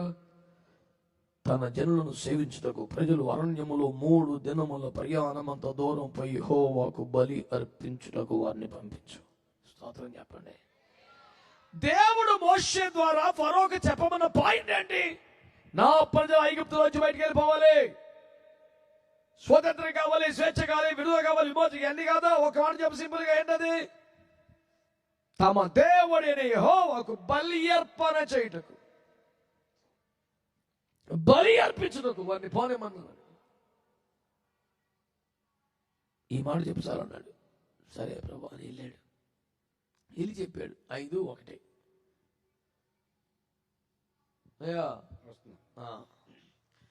తరువాత మోషే అహరోనులు వచ్చి ఫరోను చూచి, ఇశ్రాయేలు దేవుడైన యెహోవా అరణ్యములో నాకు ఉత్సవము చేయుటకు నా జనమును పోనిమ్మని ఆజ్ఞాపించుచున్నాడని. చెప్పండి గట్టిగా. ఇక్కడ మోషే వాడిన భాష చూసారా? అహరోనులు ఏం చెప్పారు చూసారా? అరణ్యములో నాకు ఉత్సవము చేయుటకు జనులని పోనిమని యెహోవా సెలవిచ్చుచున్నాడు. గట్టిగా ఆమేన్ చెప్పండి ఒకసారి. ఇందాక దేవుడు వాడిన భాష ఏమిటి? అరణ్యములో దేవునికి బలి అర్పణ చేయుటకు నా జనులను పోనిమన్నాడు. బలి అనండి, అనండి గట్టిగా. హెబ్రీ పత్రిక 13వ అధ్యాయం 15వ వచనం ప్రకారం ఏంటి బలి? స్తుతియాగము అనండి. చెప్పాలి గట్టిగా. అంతా కదా బైబిల్ ఉందా లేదా మాట? ఆయన నామమును ఒప్పుకొని జిహ్వా ఫలం అర్పించాలి, దాని పేరే స్తుతి యాగము అనండి. యాగం అంటే యజ్ఞం అండి. ఏ యజ్ఞం చేయాలంట? మేకని కాదు, కోడిని కాదు, కోడెని కాదు, స్తుతి యజ్ఞం చేయాలంట, స్తుతి యాగం అర్పించాలంట. అది ఎలాగా అంటే ఆయన నామాన్ని ఒప్పుకుంటూ స్తోత్రాలు చెప్పాలంట. స్తోత్రం చెప్పండి ఒకసారి. అయ్యా నాయనా, అరణ్యములో ఒక 3 దినముల ప్రయాణమంత దూరం పోయి మా దేవునికి మేము బలి అర్పణ చేయాలి అనగా స్తుతులు చెప్పాలి, స్తోత్రాలు చెప్పాలి, ఆరాధన చేయాలి. ఈ మాట చెప్పిన ఆయన దేవుడు చెప్తే ఈయన వచ్చి ఏం చెప్తున్నాడు? దాన్ని నానా మేము అరణ్యములో 3 దినముల దూరం అంతా పోయి దేవునికి ఉత్సవం చేయాలి అంటే కేవలం స్తుతులు కాదు, ఒక ఉత్సవమే చేయబోతున్నాం. స్తోత్రం చెప్పండి. హల్లెలూయా. ఈ పండుగ అంటివి, ఆ పండుగ అంటే కోతకాలం పండుగ అంటివి, ఆ చివరికి సమాధులు కూడా పండుగ పెడితివి. మరి స్తుతి పండుగ ఏదిరా? చిన్నడా విన్నావా? ఈ మాట అర్థం చేసుకో. స్తుతిని ఒక ఉత్సవంలో చేయాలంట, ఆరాధన ఒక ఉత్సవంలో చేయాలంట. అసలు విమోచించబడే పాయింట్ ఏదంట? ఐగుప్తులోంచి బయటికి వెళ్ళింది అందుకోసమంట. మీరు పని కొడతాక సోమరిపోతలే మాట్లాడితే ఎందుకు వెళ్ళాలరా బయటికి మీరంటే, మేము మా దేవునికి ఒక స్తుతి అర్పించడానికి వెళ్ళాలి, ఒక ఉత్సవం చేయడానికి వెళ్ళాలి. దేవునికి స్తోత్రం కలుగుని గాక. అదే దగ్గర చేసుకోండి అయ్యా, మీకు డబ్బులు ఇస్తారు. వద్దు, ఐగుప్తులో చేసేది కాదది, ఐగుప్తుల మధ్య చేసేది కాదది. ఈ ఐగుప్తు దేశమును వదిలిపెట్టి ఒక 3 దినముల ప్రయాణం అంతా దూరం పోయి అక్కడ చేయాలి మా దేవునికి. ఏం చేస్తారా మీరు పోయి? ఏం స్తుతులు స్తోత్రాలు చెప్తాం అంతే. అదే చెప్పుకోవచ్చుగా, కుదరదు. స్తోత్రం కూడా పెద్ద విశేషం ఉంది, అంత సింపుల్ ఏం కాదు. ఒక ఉత్సవం చేయబోతున్నాం మేము. ఇక్కడ చేసుకుంటారా, నిధులు ఇస్తాను మీకు గవర్నమెంట్లో నుంచి. కాదండి, మేము కొంచెం బయటికి వెళ్ళాలా. స్తోత్రం చెప్తలేదు మీరు. హల్లెలూయా. ఐగుప్తులోంచి బయటపడే విషయంలో ప్రజలకు ఎలాంటి కష్టం ఉండేది తెలుసా? యోసేపు గారు ఏమన్నాడు? వెళ్ళిపోతా అనేలో పెదనాన్నలో బాబాయ్లో, రేయ్ తమ్ముళ్ళు బాబులో, రేయ్ నేను వెళ్ళిపోతున్నాను, నిశ్చయముగా దేవుడు మిమ్మల్ని దర్శింప వస్తాడు. ఎలాగైనా దేవుడు మిమ్మల్ని తీసుకెళ్ళిపోతాడు. వెళ్ళిపోయేటప్పుడు నా ఎముకలు తీసుకెళ్ళిపోండారా. ఎముకలు ఏడుంటే ఏమైతే ఉన్నాయి, అయ్యా పెద్ద మాట్లాడతాయా, ప్రార్థన చేసుకుంటాయా, ఎందుకు? ఏ ఊరుంటే ఏమైంది? ఉన్నాయి. నీ దండం పెడతానరా. నేను కాదు, నా ఎముకలు కూడా ఐగుప్తులో ఉండకూడదు. స్తోత్రం చెప్పరే. హల్లెలూయా. ఐగుప్తు పట్ల ప్రజలకున్న, భక్తులకి, పరిశుద్ధులకున్న భావం ఎలాంటిది? లోకంలోంచి వేరైపోవాలని, లోకానికి దూరంగా వెళ్ళిపోవాలని, వాగ్దాన దేశానికి వెళ్ళిపోవాలని, మా పితరులున్న బెత్లెహేములో, మక్పేల గుహలో అక్కడే నా ఎముకలు కూడా ఉండాలని ఎంత బాగా పరితపించారు తెలుసా? ఐగుప్తు అనుభవాల్లో పెనవేయబడి ఇందులో మునిగిపోయి టన్నులు కొద్ది మన్నా తిని కూడా, బేబచ్చని అద్భుతాలు పొంది కూడా మనస్సును ఐగుప్తునకు పోగొరి వాగ్దాన దేశం వైపు బలవంతంగా మొండిగా అడుగులేశారంట ప్రజలు. మారు మనసు పొందారంటున్నావు, బాప్తిస్వాన్ని పొందారంటున్నావు, సేవ కూడా వచ్చారంటున్నావు, అభిషేకం అయిపోయింది అంటున్నావు. ఇంకా ఐగుప్తు ఆశలు, ఐగుప్తు ఆలోచనలు, ఐగుప్తు బుద్ధులు, ఐగుప్తు కోరికలు, ఐగుప్తు స్వభావాలు, ఐగుప్తు ఐక విగ్రహారాధన సంబంధమైన వ్యవహారాలు, ఐగుప్తు యొక్క చేపల పులుసు యొక్క అనుభవాలు అక్కడే ఉండిపోయింది లైఫ్. భక్తులు ఇక్కడే చేసుకోవచ్చు, ఇక్కడ చేయి, మేము ఎక్కడే పండుగ చేసుకుని డబ్బులు ఇస్తాం. వద్దు మాకు, నువ్వు వద్దు, డబ్బులు వద్దు. మేము సాధ్యమైనంత ఐగుప్తుకు దూరమై మా దేవుని స్తుతించాలా. లోకానికి దూరమై ఆమెనే చెప్పండి గట్టిగా. లోకాశలకు దూరమై ఆమెనే చెప్పండి గట్టిగా. సాతాను ఏలుబడికి దూరమై ఆమెనే చెప్పండి గట్టిగా. ఈ లౌకిక పాపిష్టి పద్ధతులకు దూరమై స్తోత్రం చెప్పండి గట్టిగా. సాధ్యమైనంతగా ఐగుప్తు దూరమై మేము ఆరాధన చేయాలి దేవుణ్ణి. ఇందులోనే ఉంటూ, ఎనుభవంలో ఉంటూ, ఆశలో ఉంటూ, బలహీనతలో ఉంటూ ఖాళీ చేసుకొని స్తోత్రాలు చెప్పి మళ్ళీ ఆ పాపిష్టి రొప్పిలో బతకడం కాదు. మేము వెళ్ళాలి దూరంగా.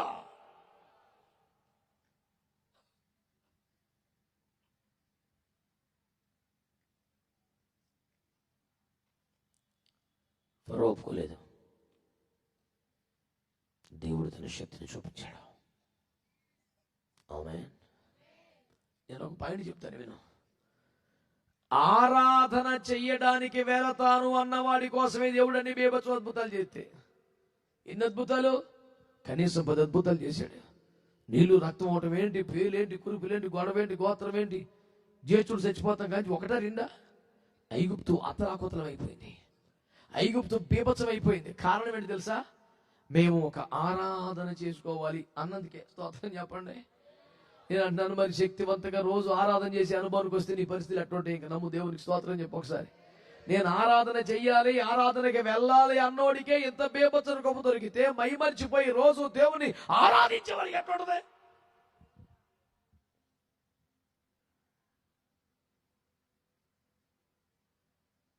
బయటపడ్డారు మొత్తానికి.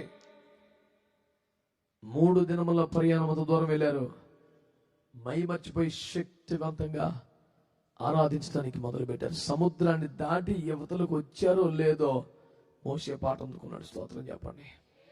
మిర్యాము నాట్యం అందుకుంది. స్తోత్రం చెప్పండి. 40-50 లక్షల ప్రజానీకమాగకుండా దేవుని స్తుతిస్తున్నారు, ఘనపరుస్తున్నారు, ఆరాధన చేస్తున్నారు. అందరూ లక్షల లక్షల లక్షల కొలది అందరూ ఏకమైపోయి ఒకే స్థలంలో దేవుని శక్తివంతంగా ఆరాధన చేస్తున్నారు. అది మన సుందర స్వప్నం. స్తోత్రం చెప్పండి గట్టిగా. సంఘాలని ఏకమైపోవాలి, ప్రాంతాలని ఏకమైపోవాలి. ఇలాంటి స్థలాలు చాలనంతగా లక్షలాదిగా వేలాదిగా జనం సమకూడిపోయి మైమరిచిపోయి దేవుని స్తుతి ఆరాధన చేసే ఒక శుభదినము కావాలి. స్తోత్రం చెప్పండి గట్టిగా. చెప్పండి గట్టిగా. హల్లెలూయా. మంచిగా దేవునికి స్తోత్రం చెల్లిద్దాం బిడ్డలారా. ఒక ప్రాముఖ్యమైన మాట చెప్పరేమండి. ఆరాధనకి వెళతాను అన్నందుకే దేవుడు ఇన్ని అద్భుతాలు చేశాడు కదా. ఆరాధనకి వెళ్తాను అన్నందుకే ఇన్ని సముద్రాలు చీల్చి బీభత్సమైన కార్యాలు చేశాడు కదా. ఫరోను అతని సైన్యమును చంపి మరి విమోచన కలిగించాడు కదా. శక్తివంతమైన ఆరాధన చేశాక నిర్గమ 15లో 1వ వచనంలో మోషే, 20వ వచనంలో మిరియాము ఆరాధన లీడ్ చేశారే, నడిపించారే, పాడారే, ఒక ఉత్సవం చేశారే. ఇది జరగగానే అనండి, ఏది ఆరాధన జరగగానే మంచిగా పాటలు పాడి నాట్యం ఆడి అలిసిపోయి దాహం అయిందిట. ఏమైంది? దాహం అవగానే ఏ నీళ్ళు దొరికినాయి? మారా.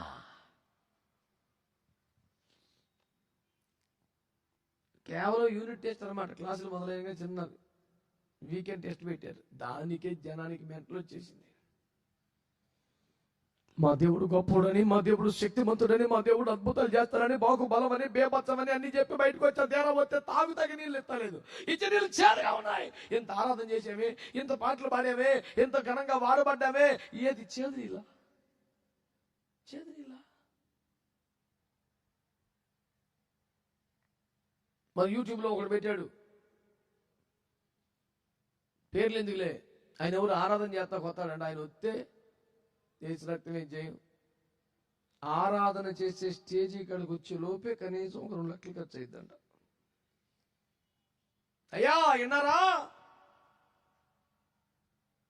అతనున్న స్థలం నుండి ఆరాధన దగ్గరికి వచ్చేపాటికి కనీసం 1 లక్ష 2 లక్షలు ఖర్చు అవుద్దంట. ఆయన తీసే ఫ్లైట్ టికెట్ల పేర్లు అయితేనేమో, ఆయన తీసే స్టార్ హోటల్ సూట్ రూమ్ దగ్గర నుంచి, ఆయన తాగే వాటర్ బాటిల్ కూడా 600 నుంచి 800 అంట ఒకటి. స్టేజీ కాడికి వచ్చేపాటికి బేబత్సం. ఇక ఆయన పంపేటప్పుడు ఎన్ని సిలువ రకాలు అనుభవించాలో దేవునికి స్తోత్రం, భూమి మీద ఎవరికి తెలియలేక. కేకేసుకు వచ్చినప్పుడు అంత పెద్ద సిలువ అయితే పంపినప్పుడు ఇంకెంత పెద్ద సిలువ ఉంటుందో దేవునికి స్తోత్రం.